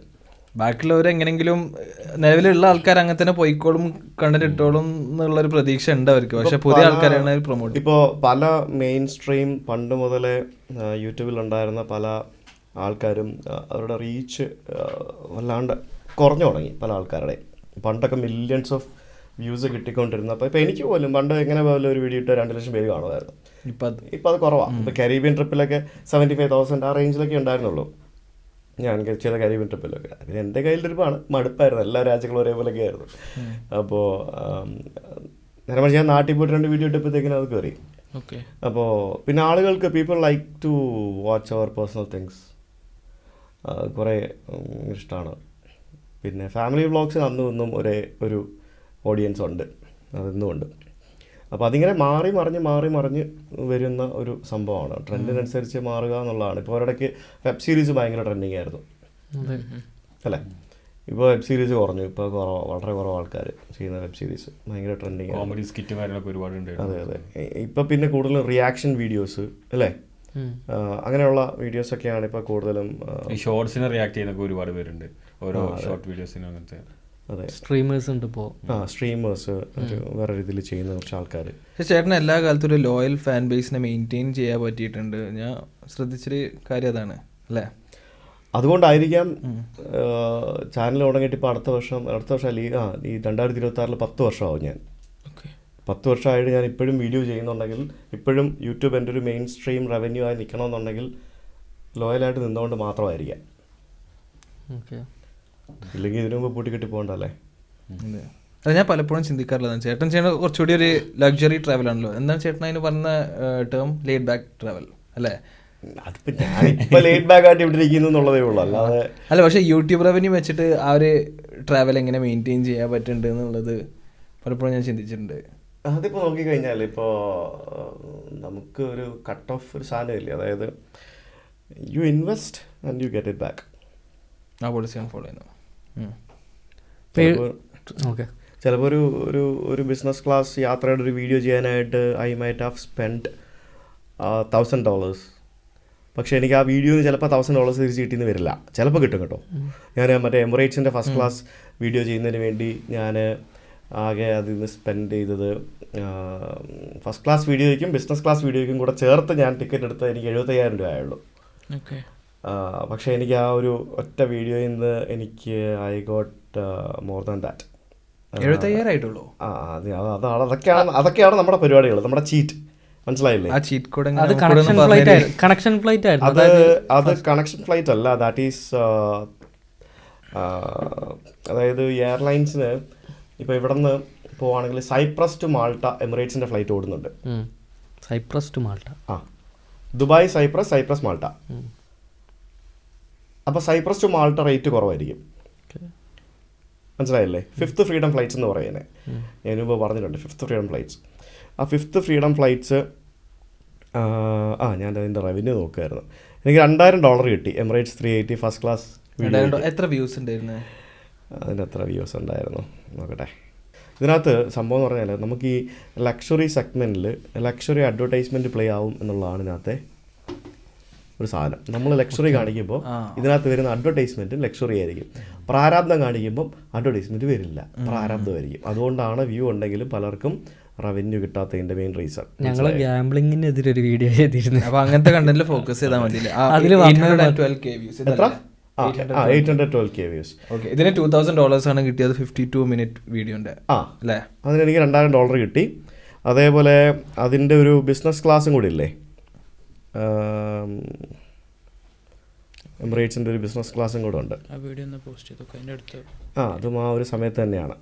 അപ്പോൾ അതിനും കിട്ടിയിട്ടുണ്ട് ഏകദേശം ഒരു $1,500 കണ്ടു. അപ്പോൾ എനിക്ക് ഓൾമോസ്റ്റ് ഒരു $3,500 എനിക്ക് ആ ഒരൊറ്റ 75,000 രൂപ ഇൻവെസ്റ്റ് ചെയ്തപ്പോൾ കിട്ടി. ഓക്കെ, മനസ്സിലായില്ലേ? അപ്പോൾ അത് റിലേറ്റഡ് ആയിട്ട് ഞാൻ വേറെ വീഡിയോ ഇടും. അത് റിലേറ്റഡ് ആയിട്ട് ഞാൻ ഹോങ്കോങ്ങിൽ ഇപ്പോൾ 2 ദിവസം താമസിച്ചു. അത് അന്നേരം ഞാൻ വീഡിയോ ഇട്ടു. ആ വീഡിയോ റീച്ച് കയറിയില്ലെങ്കിൽ ചിലപ്പോൾ ഒരു $1,500 ചിലപ്പോൾ കിട്ടിയെന്ന് വരും കാര്യമായിട്ട്. അപ്പം ഇതെല്ലാം റിലേറ്റഡാണ്. ചേട്ടൻ ഇപ്പം ഇവിടെ നിന്നത് വെസ്റ്റിൻ വാർസോല അല്ലേ? അല്ല, ഇന്റർകോണ്ടിനെന്റൽ 5 സ്റ്റാർ ഹോട്ടലാണ്. അതിൻ്റെ എന്തെങ്കിലും ഷീറ്റ് കോഡ് ഉണ്ടോ? Loyalty points? 2 ദിവസം ഞാൻ ഫ്രീ ആയിട്ടാണ് റൂം ബുക്ക് ചെയ്തേക്കുന്നത്. അതന്നെ, അതിന്റെ പോയിന്റ്സ് വെച്ചിട്ട് മുന്നേ നിന്ന് ലോയൽറ്റി പോയിന്റ്സ് ഞാൻ നോക്കിയപ്പോൾ അത് ബുക്ക് ചെയ്യണമെങ്കിൽ ഇറ്റ് വാസ് അറൗണ്ട് എത്രയായിരുന്നു, 20,000 സംതിങ് പെർ ഡേ ആയിരുന്നു. ഓക്കെ. അപ്പോൾ എനിക്ക് പോയിന്റ്സ് റിഡീം ചെയ്യണമെങ്കിൽ almost 25,000 to 30,000 points per day വേണം. അപ്പോൾ ഞാൻ നോക്കിയപ്പം പോയിന്റ്സ് പ്ലസ് ക്യാഷ് നോക്കിയപ്പോൾ 10,000 പോയിന്റ്സ് പ്ലസ് 6,000 rupees. ഓക്കെ, ലാഭമല്ലേ? അങ്ങനെ അതിനൊരു സ്ട്രാറ്റജി ഉണ്ട്, ഇതിനൊരു കളിയുണ്ട്. ആ കളി എല്ലാം വെച്ചിട്ട് ഒരു വീഡിയോ ചെയ്തു. എല്ലാം ഇപ്പൊ പറഞ്ഞു കൊടുത്താൽ നമ്മുടെ എല്ലാം പറഞ്ഞു കൊടുത്താൽ ശരിയാവില്ലല്ലോ. അധികം ആൾക്കാർ അവെയർ അല്ല തോന്നുന്നത്. ഞാൻ ആക്ച്വലി ഞാൻ പലപ്പോഴും നമ്മൾ ഈ ബിസിനസ് ക്ലാസ് ട്രാവൽ ചെയ്ത് വീഡിയോ എടുക്കുമ്പോൾ നമുക്ക് ബിസിനസ് ക്ലാസ്സിൽ എന്തൊക്കെ കാണിക്കാനുണ്ട് ഒരു വീഡിയോയിൽ. എക്കണോമി കയറിയിരുന്ന് ഞാൻ എന്ത് കാണിക്കും? ഫസ്റ്റ് ഓഫ് ഓൾ നമുക്ക് വീഡിയോ എടുക്കാൻ പരിമിതികളുണ്ട്, കാരണം പ്രൈവസി കൺസേൺസ്. ബിസിനസ് ക്ലാസ്സിലാകുമ്പോൾ നമ്മളെ മാത്രം കാണിച്ചുകൊണ്ട് നമുക്ക് വീഡിയോ എടുക്കാം. എക്കണോമിയിൽ എനിക്ക് എന്നെ മാത്രം കാണിച്ചുകൊണ്ട് വീഡിയോ എടുക്കാൻ പറ്റില്ല, കാരണം തൊട്ടിപ്പുറത്തെ സീറ്റിൽ ആളിരിക്കുക. എനിക്ക് അവിടെ നിന്ന് സംസാരിക്കാൻ പറ്റുമോ മര്യാദയ്ക്ക്? ഇല്ല. ബിസിനസ് ക്ലാസ്സിലാകുമ്പോൾ you will get a space for yourself. You can do whatever you want stuffs there. എന്നിട്ട് നിങ്ങൾക്ക് എന്താ പറയുക, കയറിയിരിക്കുമ്പോൾ തന്നെ ഓരോ സാധനങ്ങൾ കൊണ്ടുതരുന്നു, അത് കൊണ്ടുതരുന്നു, ഇത് കൊണ്ടുതരുന്നു, ഫുഡ് കൊണ്ടുതരുന്നു. അപ്പോൾ അത് ഒരു കണ്ടൻറ്റിനുള്ള സ്റ്റഫ് അതിനകത്തുണ്ട്. എക്കണോമി ട്രാവൽ ചെയ്യുമ്പോൾ അതില്ല. നമുക്ക് അരമണിക്കൂർ ബിസിനസ് ക്ലാസ് കാണിക്കുമ്പം എക്കണോമിയിൽ ചിലപ്പോൾ 10 മിനിറ്റ് കാണിക്കാൻ പറ്റുള്ളൂ. നമുക്കൊരു പ്രത്യേകിച്ച് ഒരു കണ്ടൻറ് ഇല്ല അതിനകത്ത്. ഉണ്ട്, കാണിക്കാം, അല്ലെങ്കിൽ പിന്നെ അത് അനുസരിച്ച് വേറെ എന്തെങ്കിലുമൊക്കെ ചെയ്യണം. അപ്പോൾ അത് മാത്രമല്ല, ഇപ്പം ഞാൻ നേരത്തെ പറഞ്ഞ പോലെ എല്ലാവർക്കും ബിസിനസ് ക്ലാസ്സിൽ ട്രാവൽ ചെയ്യണമെന്ന് ആഗ്രഹം ഉണ്ടെങ്കിൽ എല്ലാവർക്കും പറ്റാത്തൊരു കാര്യമല്ലേ, കാരണം ഇറ്റ്സ് എക്സ്പെൻസീവ്. അപ്പോൾ അവർക്കത് കാണണമെന്ന് ആഗ്രഹം ഉണ്ടാവും. അതും ഞാൻ ഈ പറഞ്ഞ പോലെ എനിക്കൊരു ലിമിറ്റ് ഉണ്ട്. ഇത്ര രൂപയ്ക്കുള്ളിൽ ഞാനൊരു ടിക്കറ്റിന് വേണ്ടി സ്പെൻഡ് ചെയ്യില്ല. ഞാൻ ഇതുവരെ എനിക്ക് ഒരു $1,000 ഞാൻ ഒരു ടിക്കറ്റിന് വേണ്ടി സ്പെൻഡ് ചെയ്തിട്ടില്ല. ഞാൻ എന്തെങ്കിലും വഴി ഞാൻ ഈ ചീപ്പസ്റ്റ് ബിസിനസ് ക്ലാസ് ടിക്കറ്റ് കണ്ടുപിടിച്ചെടുക്കാൻ ഭയങ്കര മിടുക്കരാണ്. ഞാനിപ്പോൾ നിങ്ങളിപ്പോൾ ഈ യൂറോപ്പിൽ നിന്ന് എവിടെ നിങ്ങൾ ഇപ്പോൾ ഈ മാസം ജനുവരി 10 വരെ യൂറോപ്പിൽ നിന്ന് ഏത് സ്ഥലത്ത് നിന്നും ഇന്ത്യയിലേക്ക് ഒരു ബിസിനസ് ക്ലാസ് ടിക്കറ്റ് നോക്കാമോ? എക്കണോമി ടിക്കറ്റ് നിങ്ങൾ നോക്കാമോ? ഒരു മിനിമം ഒരു 75,000 അതായത് €750 എങ്കിലും ഇല്ലാതെ നിങ്ങൾക്ക് ഇപ്പോൾ ഇന്ത്യയിൽ പോകാൻ പറ്റില്ല. പറ്റുമോ? നല്ല എയർലൈൻസ് 2 lakhs ഒക്കെ വരുന്നുണ്ട് ബിസിനസ് ക്ലാസ് എത്തിയാൽ. എക്കണോമിക്ക് എന്ത് റേറ്റാ? അതെ, എക്കണോമിക്ക് എന്ത് റേറ്റാ? ജനുവരി 10 വരെ, നീ ഇന്ന് മുതൽ ജനുവരി 10 വരെ ഉള്ള ഡേറ്റ് നോക്കാം. ഇങ്ങോട്ട് റേറ്റ് കുറവാണ്. ഇപ്പോൾ you can come to any European countries from India for 20,000-25,000 rupees. ചിലപ്പോൾ എത്തിഹാദിനും ഖത്തർ എയർവേസിനും വരെ യു ക്യാൻ കം. ഇപ്പം ഇങ്ങോട്ട്, കാരണം ഇങ്ങോട്ട് സീസൺ അല്ല, സീറ്റ്സ് ആർ എംപ്റ്റി. അങ്ങോട്ട് ഭയങ്കര ഡിമാൻഡാണ്. ആണ് ഇപ്പോൾ പോളിഷ് എയർലൈൻസ് ഉണ്ട് ലോട്ട് ഇവിടെ ഡയറക്റ്റ് മുംബൈ. ഏകദേശം റേറ്റ് വരുന്നത് 2,500, 50,000-60,000 അടുത്ത് വരും. യെസ്, എന്ത് റേറ്റാണ് അത്? അപ്പോൾ ഞാൻ ഈ കഴിഞ്ഞ ദിവസങ്ങളിൽ ഞാനിത് ഇങ്ങനെ നോക്കിക്കൊണ്ടിരിക്കുക.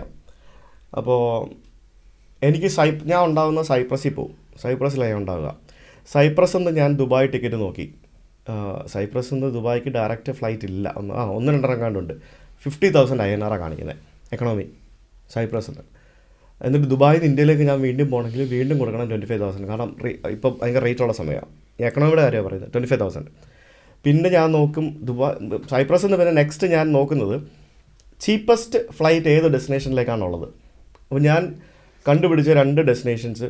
ഒന്ന് Amsterdam, I can book it for €70.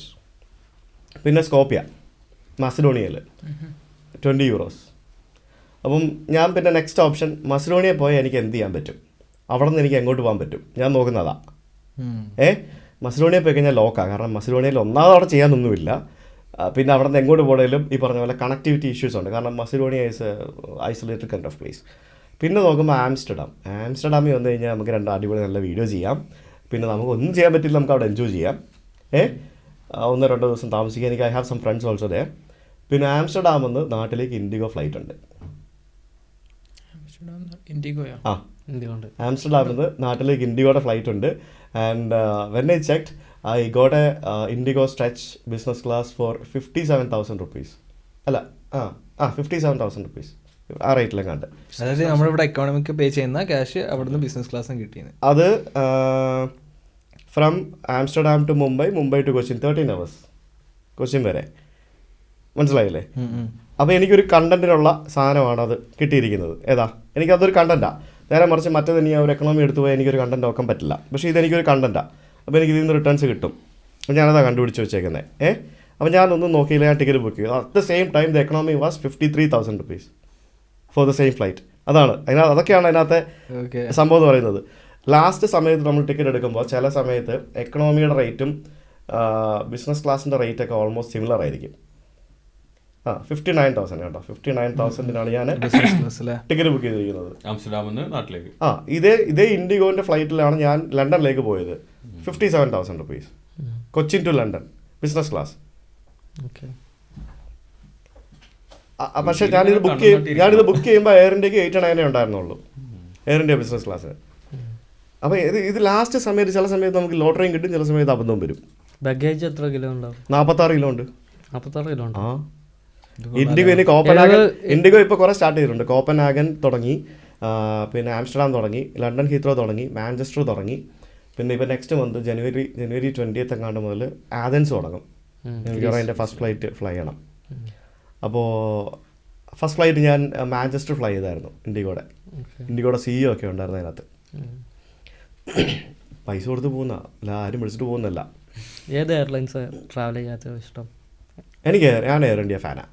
Air India എത്തിയാതും air India എനിക്ക് ഭയങ്കര ഇഷ്ടം. എമിറേറ്റ്സും. കാരണം എന്താ? നമുക്ക് അഫോർഡബിൾ റേറ്റിന് നല്ല സർവീസ് കിട്ടും. എത്തിയാദിൽ എമിറേറ്റ്സിലൊക്കെ ലാക്ക് ചെയ്യുന്നത് അതാണ്. എമിറേറ്റ്സ് നിങ്ങൾക്ക് 2 ലക്ഷം രൂപ കംഫർട്ടിന്റെ കാര്യത്തിലാണ് ഞാൻ ചോദിച്ചത്. എയർ ഇന്ത്യക്ക് എന്താ കംഫർട്ടിന്റെ കുറവ്? പുതിയ flight, new flights are really Air India Express അല്ലത്, എയർ ഇന്ത്യയാണ്. The new flights are really good. അവർ 2 നേരമൊക്കെ ഫുഡ് തരും തോന്നുന്നല്ലേ എയർ ഇന്ത്യയുടെ ന്യൂ ഫ്ലൈറ്റ്സ്. അതിന്റെ എക്കണോമിയും പ്രീമിയം എക്കണോമിയും ബിസിനസ്സും രണ്ടും എല്ലാം അടിപൊളിയാണ്. നല്ലതാണ്. നല്ല ഫുഡ് കിട്ടും. നമ്മൾ ഫസ്റ്റ് ഇങ്ങോട്ട് വന്നപ്പോൾ 2 നേരം ഫുഡ് തരുന്നു, ബ്രേക്ക്ഫാസ്റ്റ് ഉണ്ടായിരുന്നു, ഡിന്നറും ഉണ്ടായിരുന്നു.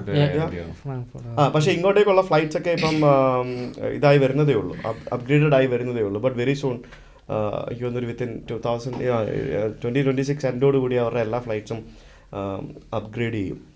അപ്പോൾ ഞാൻ പറഞ്ഞു വന്നത്, ഞാൻ ഇങ്ങനെ നോക്കിയും കണ്ടും എനിക്കൊരു സെറ്റ് ഓഫ് പരിപാടികളുണ്ട്. അപ്പം ഞാൻ നോക്കുമ്പോൾ എന്താ, എനിക്കൊരു ധൃതിയില്ലല്ലോ എങ്ങോട്ട് പോയിട്ടും. എനിക്ക് 2 ദിവസം ആംസ്റ്റർഡാം എന്ന് പറഞ്ഞുകൊണ്ട് എനിക്ക് അവിടെ ചിലവുണ്ടാവും എക്സ്ട്രാ, പക്ഷെ ഞാനത് കണ്ടന്റ് ആക്കും. ഇൻവെസ്റ്റ്മെന്റ് ആണ്. ഒരു സംഭവത്തെ ഞാൻ നല്ലൊരു കണ്ടന്റ് ആയിരിക്കും എന്ന് എങ്ങനെയാണ് ചേട്ടൻ തീരുമാനിക്കുന്നത്? അത് എങ്ങനെയാണ് അനലൈസ് ചെയ്യുന്നത്?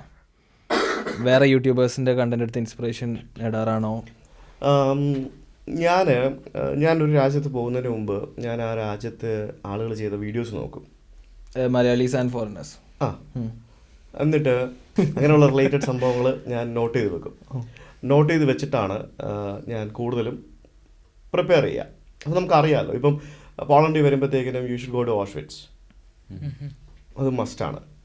റീച്ച് കിട്ടൂല്ല എന്നുള്ളതല്ല, അവിടെ വന്നിട്ട് പോയിട്ട് വീഡിയോ ചെയ്തില്ല പിന്നെ എന്ത് ട്രാവൽ വ്ളോഗർ അല്ലേ? യെസ്. അപ്പോൾ അങ്ങനെ അത് നമ്മൾ നോക്കി വെക്കും. ഞാനങ്ങനെ ഏറ്റവും നന്നായിട്ട് എക്സിക്യൂട്ട് ചെയ്തൊരു ട്രിപ്പ് ജപ്പാനായിരുന്നു. ജപ്പാൻ ഞാൻ പോയത് കുറച്ചാൾ 2-3 വർഷമായി തോന്നുന്നു. ഞാൻ തോന്നുന്നു കേരളത്തിൽ നിന്ന് ഞാനാണ് തോന്നുന്നു ആദ്യം പോയി ചെയ്യുന്നത് ജപ്പാൻ വീഡിയോസ് ആണ് തോന്നുന്നു, എനിക്ക് ഓർമ്മയില്ല. Not sure about. ഞാനങ്ങനെ ഫസ്റ്റ് നോക്കുന്ന ഒരാളല്ല. പക്ഷെ എന്നാലും ഞാനൊരു 25 days ജപ്പാനിലുണ്ടായിരുന്നു. Well planned trip.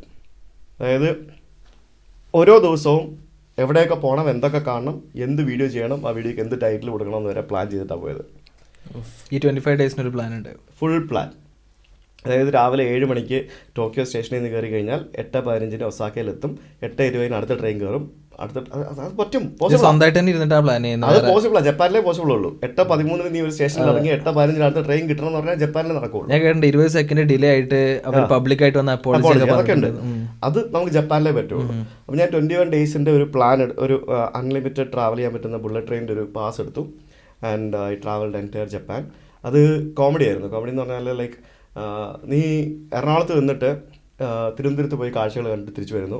എറണാകുളത്ത് നിന്നിട്ട് ബാംഗ്ലൂർ പോയിട്ട് രാവിലെ ബാംഗ്ലൂർക്ക് പോകുന്നു, കാഴ്ചകളൊക്കെ കണ്ടിട്ട് വൈകിട്ട് തിരിച്ചു വന്ന് എറണാകുളത്ത് താമസിക്കുന്നു. എറണാകുളത്ത് നിന്നിട്ട് നീ you going to Mangalapuram and do the sightseeing and come back. അപ്പോൾ എനിക്ക് കാരണം ബുള്ളറ്റ് ട്രെയിൻ അല്ലേ, അപ്പോൾ പോസിബിളാണ്. ടിക്കറ്റ് ഫ്രീ അല്ലേ, ബുക്ക് ഓൾറെഡി പേ ചെയ്തല്ലോ, അൺലിമിറ്റഡ് ട്രാവൽ ചെയ്യാം. അപ്പോൾ എൻ്റെ ഗുണം എന്ന് പറഞ്ഞാൽ എനിക്ക് പെട്ടിയും കൊണ്ട് എല്ലാ ദിവസവും അവിടെയും പോകണ്ട, ഒരു സ്ഥലത്ത് നിന്നിട്ട് എനിക്ക് ഓരോ സ്ഥലത്ത് പോയിട്ട് കാഴ്ചകൾ കണ്ടിട്ട് തിരിച്ചു വരാം. അപ്പോൾ അതാണ് എൻ്റെ, അങ്ങനെയായിരുന്നു ഞാൻ പ്ലാൻ ചെയ്തത് പലതും. സക്സസ്ഫുൾ ആയിരുന്നു. It was successful. ഒറ്റയ്ക്ക് തന്നെ പ്ലാനിങ് എല്ലാം ചെയ്തത്? അത് വളരെ സക്സസ്ഫുൾ ആയിട്ടുള്ള ട്രിപ്പാണ്. ഞാൻ പൊതുവെ എല്ലാ ട്രിപ്പുകളും അങ്ങനെ പ്ലാൻ ചെയ്യാറില്ല, വളരെ അപൂർവമായിട്ട് പ്ലാൻ ചെയ്യാറുള്ളൂ. നമുക്ക് മാക്സിമം ഒരു 1 വീക്കിൽ കൂടുതലൊന്നും ഇൻ അഡ്വാൻസ് പ്ലാൻ ചെയ്യാറില്ല യൂഷ്വലി. പക്ഷേ ഞാൻ പ്ലാൻ ചെയ്തില്ല, റീസെൻ്റ്ലി ചെയ്തൊരു സാധനം കരീബിയൻ ട്രിപ്പായിരുന്നു. കാരണം അത് പ്ലാനിങ് ഇല്ലാണ്ട് ഒരു വഴിക്കും അങ്ങോട്ട് പോകാൻ പറ്റില്ല. കാരണം ഒന്നാമത് ഭയങ്കര എക്സ്പെൻസീവാണ്, വെരി എക്സ്പെൻസീവ്, ഫ്ലൈയിങ് എക്സ്പെൻസീവാണ്. കാരണം 10 രാജ്യങ്ങളുണ്ടായിരുന്നു. അതിൽ ഒരു ഐലൻഡ് ടു മറ്റൊരു ഐലൻഡ് എന്ന് പറയുന്നത് ഇറ്റ്സ് നിയർ 15 മിനിറ്റ്സ് ഫ്ലൈ ഒക്കെ ഉണ്ടാവുള്ളൂ. പക്ഷേ എന്നാലും മിനിമം ഒരു $200 to $50 വരും. Flights are very expensive, stay is very expensive, everything is expensive. ഏകദേശം ഒരു $10,000-15,000 എനിക്ക് മിനിമം ആ ഒരു കരീബിയൻ ട്രിപ്പിന് വേണ്ടി സ്പെൻഡ് ചെയ്യേണ്ടി വന്നു. ഭയങ്കര എക്സ്പെൻസീവ് ആയിരുന്നു, അത്ര എക്സ്പെൻസീവ് ആയിരുന്നു. കാരണം നമുക്കത് അല്ലാണ്ട് വേറെ വഴിയില്ല. പിന്നെ ഞാനൊരു ക്രൂസിൽ കയറി പോകണം. ക്രൂസിൽ കയറി പോയി കഴിഞ്ഞാൽ I can see the country, എനിക്ക് ആ രാജ്യങ്ങളൊന്നും ഫീൽ ചെയ്യാൻ പറ്റില്ലല്ലോ. അപ്പോൾ അങ്ങനെ ചെയ്തു. അതും ഈ പറഞ്ഞ പോലെ ഒരു വെൽ പ്ലാൻഡ് ആയിട്ടുള്ള ട്രിപ്പായിരുന്നു. ഓരോ ദിവസവും ഓരോ സ്ഥലത്ത് പോകുന്നു, ഓരോ രാജ്യങ്ങൾ കാണുന്നു, അവിടുത്തെ കാഴ്ചകൾ എടുക്കുന്നു. പക്ഷേ ആ സക്സസ് ആയിരുന്നു എന്ന് ചോദിച്ചു കഴിഞ്ഞാൽ അത് അത്ര വ്യൂവർഷിപ്പ് കിട്ടിയിട്ടുണ്ടായിരുന്നില്ല കാര്യമായിട്ട്. പക്ഷെ ഓക്കെ, മാനേജ് ചെയ്തു. ഓക്കെ. യാത്ര ചെയ്യുന്ന സമയത്ത് നമുക്കിപ്പോൾ കാണിക്കാൻ പറ്റുന്ന പരിമിതികളുണ്ടല്ലോ. ഇപ്പോൾ യാത്ര ചെയ്യുന്ന സമയത്ത് അവിടുത്തെ കാഴ്ചകൾ കാണിക്കാം, അവിടെ എന്തൊക്കെയാണ് നമ്മളൊരു പെർസ്പെക്റ്റീവ് നമുക്ക് ഒരു പരിധി വരെ ഷെയർ ചെയ്യാൻ പറ്റും. എവിടെയെങ്കിലും പോയിട്ട് നിങ്ങൾ ഒരു തോട്ട് വന്നിട്ടുണ്ടോ ഈ ഒരു എക്സ്പീരിയൻസ് എങ്ങനെയെങ്കിലും ഒന്ന് ഷെയർ ചെയ്യാൻ പറ്റിയിരുന്നെങ്കിൽ എന്ന് തോന്നി? അങ്ങനത്തെ എന്തെങ്കിലും ഒരു എക്സ്പീരിയൻസ് ഉണ്ടായിട്ടുണ്ട്. നമുക്ക് പലതും കാണിക്കാൻ പറ്റാത്തതുണ്ട്, അപ്പോൾ അത് എഴുതുമ്പോൾ എഴുതുക എന്നുള്ളതേ ഉള്ളൂ. ഓക്കെ. അങ്ങനെ ഞാൻ എൻ്റെ പുസ്തകത്തിൽ ഇപ്പോൾ KLTUK ട്രിപ്പ് ഞാൻ കഴിഞ്ഞ തവണ ചെയ്തതിൻ്റെ പുസ്തകം ഓൾമോസ്റ്റ് എഴുതി കഴിഞ്ഞു. അപ്പോൾ അതിനകത്ത് നമ്മുടെ പല എക്സ്പീരിയൻസുകൾ, നമ്മൾ കടന്നുപോയ സാഹചര്യങ്ങൾ, നമ്മൾ കടന്നുപോയ എന്തെങ്കിലും ട്രോമ ഉണ്ടെങ്കിൽ ആ ട്രോമ ചില സമയത്തൊക്കെ എനിക്ക് കരീബിയൻ ട്രിപ്പിൽ ലാസ്റ്റ് ആയപ്പോഴത്തേക്കിനും എനിക്ക് ഭയങ്കര ലോൺലിനെസ് ആയിരുന്നു. കാരണം ഒന്നാമത് ഞാൻ ഫുൾ പ്ലാൻ ചെയ്തല്ലേ പോയത്. ചില ഐലൻഡ്സിൽ 2 ദിവസം, മിക്ക ഐലൻഡ്സിൽ 2 ദിവസം വെച്ചാൽ പ്ലാൻ ചെയ്തത്. പക്ഷേ 2 ദിവസമൊന്നും ഇല്ല, വേണ്ട. കാരണം ഒരു വണ്ടി എടുത്തിട്ട് ഫ്യൂ അവേഴ്സ് ഡ്രൈവ് ചെയ്ത് വന്നു കഴിഞ്ഞാൽ തന്നെ ഐലൻഡ് ഈസ് ഓവർ. കാരണം ഓരോ ഐലൻഡ്സും ഓരോ രാജ്യങ്ങളാണല്ലോ. പിന്നെ ആദ്യം മുതൽ അവസാനം വരെ കണ്ടുകൊണ്ടിരിക്കുന്ന സെയിം ടൈപ്പ് ഓഫ് കാഴ്ചകൾ. അപ്പോൾ അവസാനമായപ്പോഴത്തേക്കിനും എനിക്ക് ഭയങ്കര ഒരു ലോൺലിനെസ് ഫീൽ ചെയ്തു. ചില സ്ഥലങ്ങളിലൊക്കെ നമുക്ക് ആൾക്കാരെ കാണാം, മലയാളികളുണ്ടാവും, ചിലയിടത്തൊന്നും നമുക്ക് ആരും ഉണ്ടാവില്ല. അപ്പോൾ അങ്ങനെയുള്ള സ്ഥലങ്ങളൊക്കെ നമുക്ക് ഭയങ്കര ലോൺലിനെസ് ഫീൽ ചെയ്തു, വട്ടായി. വെച്ചാൽ നമുക്ക് ഇരുന്ന് ഭ്രാന്താവുമല്ലോ, ചെയ്യാനില്ലല്ലോ. ഈ രാജ്യങ്ങളൊന്നും അത്ര വലിയ ആക്റ്റീവ് ഒന്നുമല്ല, അത്രയ്ക്ക് ആൾക്കാരേ ഉള്ളൂ. അപ്പോൾ നമുക്കത് ബോറടിക്കും. അപ്പോൾ അതൊന്നും നമുക്ക് കാണിക്കാൻ പറ്റില്ല അവിടെ. അങ്ങനെയുള്ള പല സംഭവങ്ങളും നമുക്ക് എഴുത്തിലൂടെ നമുക്ക് ആളുകളിലേക്ക് എത്തിക്കാം, അതേ പറ്റുള്ളൂ. ഇപ്പോൾ ഞാൻ ചൈനയിൽ ട്രാവൽ ചെയ്ത സമയത്ത് KLTUK ട്രിപ്പിൽ ഷിൻജിയാങ് പ്രൊവിൻസിൽ വെച്ചിട്ട് എനിക്ക് അവിടെ കുറേ സംഭവങ്ങൾ എനിക്കൊന്നും വീഡിയോ എടുത്ത് കാണിക്കാൻ പറ്റിയിട്ടുണ്ടായിരുന്നില്ല. അപ്പോൾ അതൊക്കെ പുസ്തകം എഴുതുമ്പോൾ എഴുതാം. അല്ലെങ്കിൽ യാത്രക്കിടയിലുള്ള ട്രോമാസ് അല്ലെങ്കിൽ ബുദ്ധിമുട്ടുകളൊക്കെ യാത്ര കംപ്ലീറ്റ് ചെയ്യുന്നതിന് മുമ്പ് എങ്ങനെയാണത് റിക്കവർ ചെയ്യാൻ വേണ്ടി ശ്രമിക്കല്? എന്ന് വെച്ചാൽ ഇപ്പോൾ 25 ദിവസത്തെ ഒരു പ്ലാൻ ഉണ്ടാക്കിയിട്ടുണ്ട്, ഓൾറെഡി അത് കവർ ചെയ്യൽ നിർബന്ധമാണ്. അപ്പോൾ അതിൻ്റെ ഇടയിൽ എന്തെങ്കിലും ബുദ്ധിമുട്ടുകളോ ട്രോമാസ് ഒക്കെ വന്നതിന് ഞാനിത് കരീബിയനിലെ ലാസ്റ്റ് ഞാൻ ട്രിനിഡാഡ് എത്തുന്നതിന് മുമ്പ് ഗ്രനേഡ എന്ന് പറഞ്ഞ സ്ഥലത്ത് വെച്ചിട്ട് ഞാൻ ഇത് പറഞ്ഞു എനിക്കിത് ലാസ്റ്റ് തീരെ പറ്റാണ്ടായി. ഞാൻ ടിക്കറ്റ് എന്ത് ചെയ്തു, ഞാൻ ടിക്കറ്റ് അത് ക്യാൻസൽ ചെയ്ത് വേറെ ടിക്കറ്റ് എടുത്തു. ഒരു മറ്റന്നാളത്തെ ടിക്കറ്റ് ഞാൻ ക്യാൻസൽ ചെയ്ത് നാളത്തേക്ക് വേറെ ടിക്കറ്റ് എടുത്തിട്ട് ഞാൻ ട്രിനിഡാഡ് പോയി. അവിടെ I was having some connection. എന്നിട്ട് എന്ത് ചെയ്തു, ഞാൻ പോയി ഒരു ദിവസം ക്യാൻസൽ ചെയ്ത് പോയി. എനിക്ക് ഒരു ദിവസം കൂടെ അവിടെ നിൽക്കാൻ വയ്യാണ്ടായി. എനിക്ക് പിന്നെ എന്നിട്ട് ലാസ്റ്റ് ജമൈക്ക പോകാനുള്ള പ്ലാൻ ഉണ്ടായിരുന്നു. അപ്പോഴത്തേക്കിനും ഞാൻ പോകേണ്ട തലേ ദിവസം അവിടെ ചുഴലിക്കാറ്റടിച്ചിട്ട് എയർപോർട്ട്സൊക്കെ ക്ലോസ് ആയി. അതുകൊണ്ട് ജമൈക്ക ഫ്ലൈറ്റ്സെല്ലാം ക്യാൻസലായി, ജമൈക്ക പോകാൻ പറ്റിയില്ല. അപ്പം നെക്സ്റ്റ് ഓപ്ഷൻ പ്ലാൻ ബി തിരിച്ച് അമേരിക്കയ്ക്ക് പോകാന്നുള്ളതായിരുന്നു, തിരിച്ച് അമേരിക്ക. അപ്പോൾ അങ്ങനെയുള്ള അൺഫോർസീൻ സർക്കംസ്റ്റൻസസ് ഉണ്ടാവും ചില സമയത്ത് ട്രാവൽ ചെയ്യുമ്പോൾ. നമുക്കതൊക്കെ ഓവർകം ചെയ്യാൻ എന്തെങ്കിലും പ്ലാൻ ബിയും കൂടെ ഉണ്ടാവണം. യാത്ര ചെയ്യുന്ന സമയത്ത് പൊതുവെ ഞാൻ ശ്രദ്ധിച്ചെന്ന് വെച്ചാൽ കൂടുതൽ സ്ഥലങ്ങളിൽ പോകുമ്പോഴും ഒരു മലയാളി അല്ലെങ്കിൽ കുറച്ചൊരു നമുക്കൊരു പരിചയമുള്ള ഒരാളെ കണക്ട് ചെയ്യുന്ന ഒരു രീതി നിങ്ങൾക്കുണ്ടല്ലോ യാത്രകളിൽ? അത് ഓൾമോസ്റ്റ് എല്ലാവർക്കും ഉണ്ടത്. ഓക്കെ, മിക്ക ആൾക്കാരും ചെയ്യുന്ന കാര്യമല്ല. ഓക്കെ. പക്ഷേ അതിൽ നിങ്ങൾക്ക് അങ്ങനെ പിന്നെ ഒരു ഫോറിനർ എവിടെന്നെങ്കിലും ഒരു കണക്ഷൻ വന്നപ്പോൾ ഒരു മലയാളിനെ കിട്ടാതെ ഒരു ഫോറിനറെ കണക്ട് ചെയ്തു, നല്ല രീതിയിൽ സപ്പോർട്ടീവായിട്ട് നിന്നിട്ടുള്ള സ്ഥലങ്ങളോ രാജ്യങ്ങളോ അങ്ങനെ ഒരു കണക്ഷൻ കിട്ടിയിട്ടുള്ള ആളുകൾ എന്തെങ്കിലും ഉണ്ടോ? ഞാൻ എക്സ്പീരിയൻസ് ഷെയർ പല സ്ഥലത്തും എനിക്ക് അങ്ങനെ ആൾക്കാരെ കിട്ടിയിട്ടുണ്ട്. ഇപ്പോൾ എനിക്ക് I have lot of friends in Kuala Lumpur, I have lot of friends in Thailand, I have friends in Philippines, Cambodia. അവിടുത്തെ ആൾക്കാരുണ്ട്. ഇപ്പോൾ കോലാലംപൂരൊക്കെ പോയി കഴിഞ്ഞാൽ എനിക്ക് ട്രാൻസിറ്റ് ചെയ്യണമല്ലോ, അല്ലെങ്കിൽ എനിക്ക് പോയി വെറുതെ ഹോട്ടൽ പോലും എടുക്കാതെ എനിക്ക് I can go and stay with dum. അങ്ങനെ അത്രയും കണക്റ്റഡ് ആയിട്ടുള്ള ആൾക്കാരുണ്ട്. പിന്നെ കൂടുതലും പല സ്ഥലത്തും നമുക്ക് മലയാളികളായിരിക്കും നമുക്ക് കിട്ടുക. കാരണം ഇപ്പോൾ ഏത് രാജ്യത്ത് പോയാലും എനിക്ക് തോന്നുന്നു ഞാനീ പോയ 90 രാജ്യങ്ങളിൽ 80 രാജ്യങ്ങളിലെങ്കിലും ഐ ഹാവ് ഫ്രണ്ട്സ്. കണക്ഷൻസ് ഫ്രണ്ട്സായിട്ട് ഉണ്ടാവുന്നില്ല? ഉറപ്പായിട്ടും മലയാളികൾ എല്ലായിടത്തും ഉണ്ടല്ലോ. ഈ കരീബിയൻ രാജ്യങ്ങളിൽ പോലും എത്ര ആൾക്കാരുണ്ടായിരുന്നു. അപൂർവമായിട്ട് കാണുന്നവരുണ്ടാവും ഒരുപാട് അല്ലേ? ഞാൻ കഴിഞ്ഞൂടെ ഇപ്പോൾ ഇതുവരെ ഇപ്പോൾ ഞാൻ സൈപ്രസിൽ പോകുമ്പോഴത്തേക്കിനും അവിടെ ഒരു മലയാളി ഫാമിലി ഉണ്ട്. അവർ എന്നോട് പറഞ്ഞു, നിങ്ങൾ വരികയാണെങ്കിൽ എയർപോർട്ടിൽ നിന്ന് വണ്ടി മാത്രം എടുത്താൽ മതി, you can stay with us എന്നാ പറഞ്ഞേക്കുന്നത്. അത് ചെല്ലുന്നതിന് മുന്നേ ഇൻസ്റ്റാഗ്രാം ത്രൂ കണക്ട് ചെയ്താ? അത് WMF വഴി കണക്ട് ചെയ്താ. അപ്പോൾ അവരവിടെ 10-30 വർഷമായിട്ട് ജീവിക്കുന്ന ഒരു ഫാമിലിയാണ്. ലൈക്ക് അവർക്ക് എന്നെ അറിയാമായിരിക്കും, അതുകൊണ്ടല്ലേ അവരെന്നെ വീട്ടിൽ വിളിച്ചത്, ഇൻവൈറ്റ് ചെയ്തത്. അപ്പോൾ അത് വലിയ കാര്യമല്ലേ? കാരണം നമുക്ക് ട്രാവലിങ്ങിൽ ഏറ്റവും വലിയ കോസ്റ്റ് അക്കോമഡേഷൻ ആണല്ലോ. അപ്പോൾ നമ്മൾ ആരെങ്കിലും കോസ്റ്റ് ചെയ്യാനുണ്ടെന്നുണ്ടെങ്കിൽ of course that's a plus, സന്തോഷമാണ്. പിന്നെ നമുക്ക് അത് പ്രത്യേകിച്ച് കരീബിയനിലൊക്കെ എനിക്ക് ഭയങ്കര ഹെൽപ്പായിരുന്നു അത്. കാരണം മിനിമം ഒരു $150-200 ഇല്ല റൂം കിട്ടില്ല, വെരി എക്സ്പെൻസീവ്. അപ്പോൾ അങ്ങനെയുള്ള സ്ഥലങ്ങളിൽ എനിക്ക് ഒത്തിരി ആൾക്കാർ എന്നെ ഹോസ്റ്റ് ചെയ്ത് വലിയ ഉപകാരമായിരുന്നു. നമുക്കത് അവരെ സംബന്ധിച്ച് അവർക്ക് വല്ലപ്പോഴും കാണുന്ന ഒരാളാണ്, വല്ലപ്പോഴും കിട്ടുന്നൊരു മലയാളി ആയിരിക്കാം പല രാജ്യങ്ങളിലും. ഇപ്പോൾ ഇവിടെയൊക്കെ ഇഷ്ടംപോലെ മലയാളികളുണ്ട്, അങ്ങനെയല്ല. കരീബിയനൊക്കെ പോകുമ്പോൾ അങ്ങനെയല്ല. അതേപോലെ അവർക്ക് നമ്മൾ അത്ര ഇഷ്ടമായിരിക്കാം, വീഡിയോസ് ഒക്കെ കണ്ട് അങ്ങനെ ഫോളോ ചെയ്യുന്നവരായിരിക്കും. ഇല്ല പിന്നെ ചിലപ്പോൾ അവർക്കൊന്ന് വീഡിയോയിലൊക്കെ ഒന്ന് പറഞ്ഞ ആഗ്രഹമൊക്കെ ഉള്ളവരായിരിക്കാം. അങ്ങനെയൊക്കെ ഉണ്ടാവുമല്ലോ. അത് പല നമുക്കൊരാളോട് സംസാരിച്ച് കഴിയുമ്പോൾ നമുക്ക് മനസ്സിലാവുമല്ലോ ആളെങ്ങനെയുണ്ട്, ഹൗ ഈസി എന്നുള്ളത്. അപ്പം കുഴപ്പമില്ല. അങ്ങനെ ഭയങ്കരമായിട്ട് ഡേഞ്ചർ ഫീൽ ചെയ്ത ഒരു സിറ്റുവേഷൻ ഉണ്ടായിട്ടുണ്ടോ? ഇല്ല, ഇതുവരെ ട്രാവലിൽ അങ്ങനെ ഒന്ന് പോയിട്ട് ഇൻസെക്യൂർ ആയതോ പെട്ടെന്ന്? ഞാൻ അങ്ങനെ റിസ്ക് എടുത്തുള്ള യാത്രകൾ ചെയ്യാറില്ലല്ലോ. ഞാൻ വളരെ സേഫ് സോണിൽ കിടന്ന് കളിക്കുന്ന ആളല്ലേ. ഓക്കെ, നമ്മൾ എന്തൊരു കാര്യത്തിലൊരു എൻതൂസിയാസ്റ്റിനെ കാണുകയാണെങ്കിൽ അവർക്കൊരു എക്സ്ട്രീം പിന്നെ ഒരു അൾട്ടിമേറ്റ് എയിം ഉണ്ടാവും. ഇപ്പോൾ ഒരു കാർ എൻതൂസിയാസ്റ്റ് ആണെങ്കിൽ ഒരു അൾട്ടിമേറ്റ് ഇന്നൊരു കാർ വാങ്ങണമെന്നോ, അല്ലെങ്കിൽ എന്തായാലും ഒരു സംഭവത്തിൽ ഇപ്പോൾ ഒരു മ്യൂസീഷ്യൻ ആണെങ്കിൽ AR റഹ്മാൻ്റെ കൂടെ ഒരു വർക്ക് ചെയ്യണം, അങ്ങനെയൊക്കെ ഒരു താല്പര്യം ഉണ്ടാവുമല്ലോ. ഒരു ട്രാവലർ എന്നുള്ള നിലക്ക് നിങ്ങൾ അൾട്ടിമേറ്റ് ആയിട്ട് കാണുന്ന എന്തെങ്കിലും ഒരു എക്സ്പീരിയൻസ്, ഒരു എക്സ്പ്ലോർ ചെയ്യാനുള്ള ഒരു സാധനം, അങ്ങനെ എന്തെങ്കിലും മൈൻഡിലുണ്ടോ? ലോകത്തുള്ള എല്ലാ രാജ്യങ്ങളും സന്ദർശിക്കുക എന്നുള്ളതാണ് എൻ്റെ ഡ്രീം. ഓക്കെ,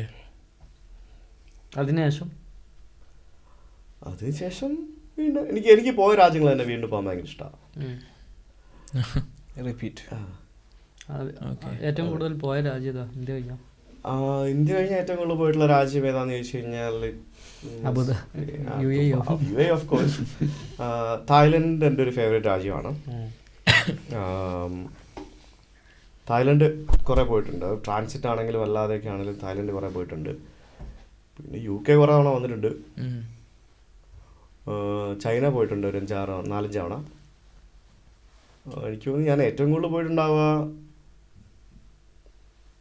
തായ്ലൻഡൊക്കെ ആയിരിക്കും, തായ്ലൻഡ് സിംഗപ്പൂരൊക്കെ ആയിരിക്കും. ഓക്കെ, ഇതുപോലത്തെ ഇപ്പോൾ ഹിമാലയ കീഴടക്കുക അല്ലെങ്കിൽ നോർത്ത് പോളിൽ പോയിട്ട് പിന്നെ പെൻഗ്വിൻസിനെ റിസ്ക് മൂപ്പർ എടുക്കാറുണ്ട്? ഇല്ലല്ലേ? അല്ല, അങ്ങനത്തെ സംഭവങ്ങളൊക്കെ നിങ്ങളെ മൈൻഡിലുണ്ടോ? അങ്ങനെ എന്തെങ്കിലും ഒരു ഞാനൊരു അഡ്വഞ്ചർ ട്രാവലർ അല്ലല്ലോ.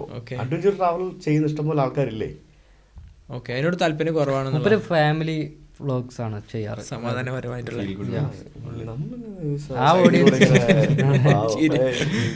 പക്ഷെ അതില് പുള്ളിക്കാരൻ ഡോമിനേറ്റഡ് ആണ് കേരളത്തിൽ. ആ സംഭവത്തിൽ. അങ്ങനല്ല. അതാണ് നിങ്ങൾക്ക് ആ ഒരു വ്യൂസ് ഇപ്പോൾ ആ ലൈക്ക് ഒരു ആവറേജ് വ്യൂ എത്ര ഉണ്ടാവും നിങ്ങൾക്ക് അറിയുന്നത്? നമുക്ക് എങ്ങനെ ഒരു 1.5 ലക്ഷം വ്യൂ 1.5 ലക്ഷം വ്യൂ മിനിമം ഒരു വ്ളോഗിന് വരുന്നുണ്ട്. വരണം. പിന്നെ ഇതൊക്കെ ഇന്നല്ലേ നാളെ റെഫറൻസ് മെറ്റീരിയൽസ് അല്ലേ, ചാനൽ അത്രയും വീഡിയോ കിടക്കുകയില്ല, അതുകൊണ്ടാണ് റവന്യൂ ഡൗൺ ആവാത്തത്.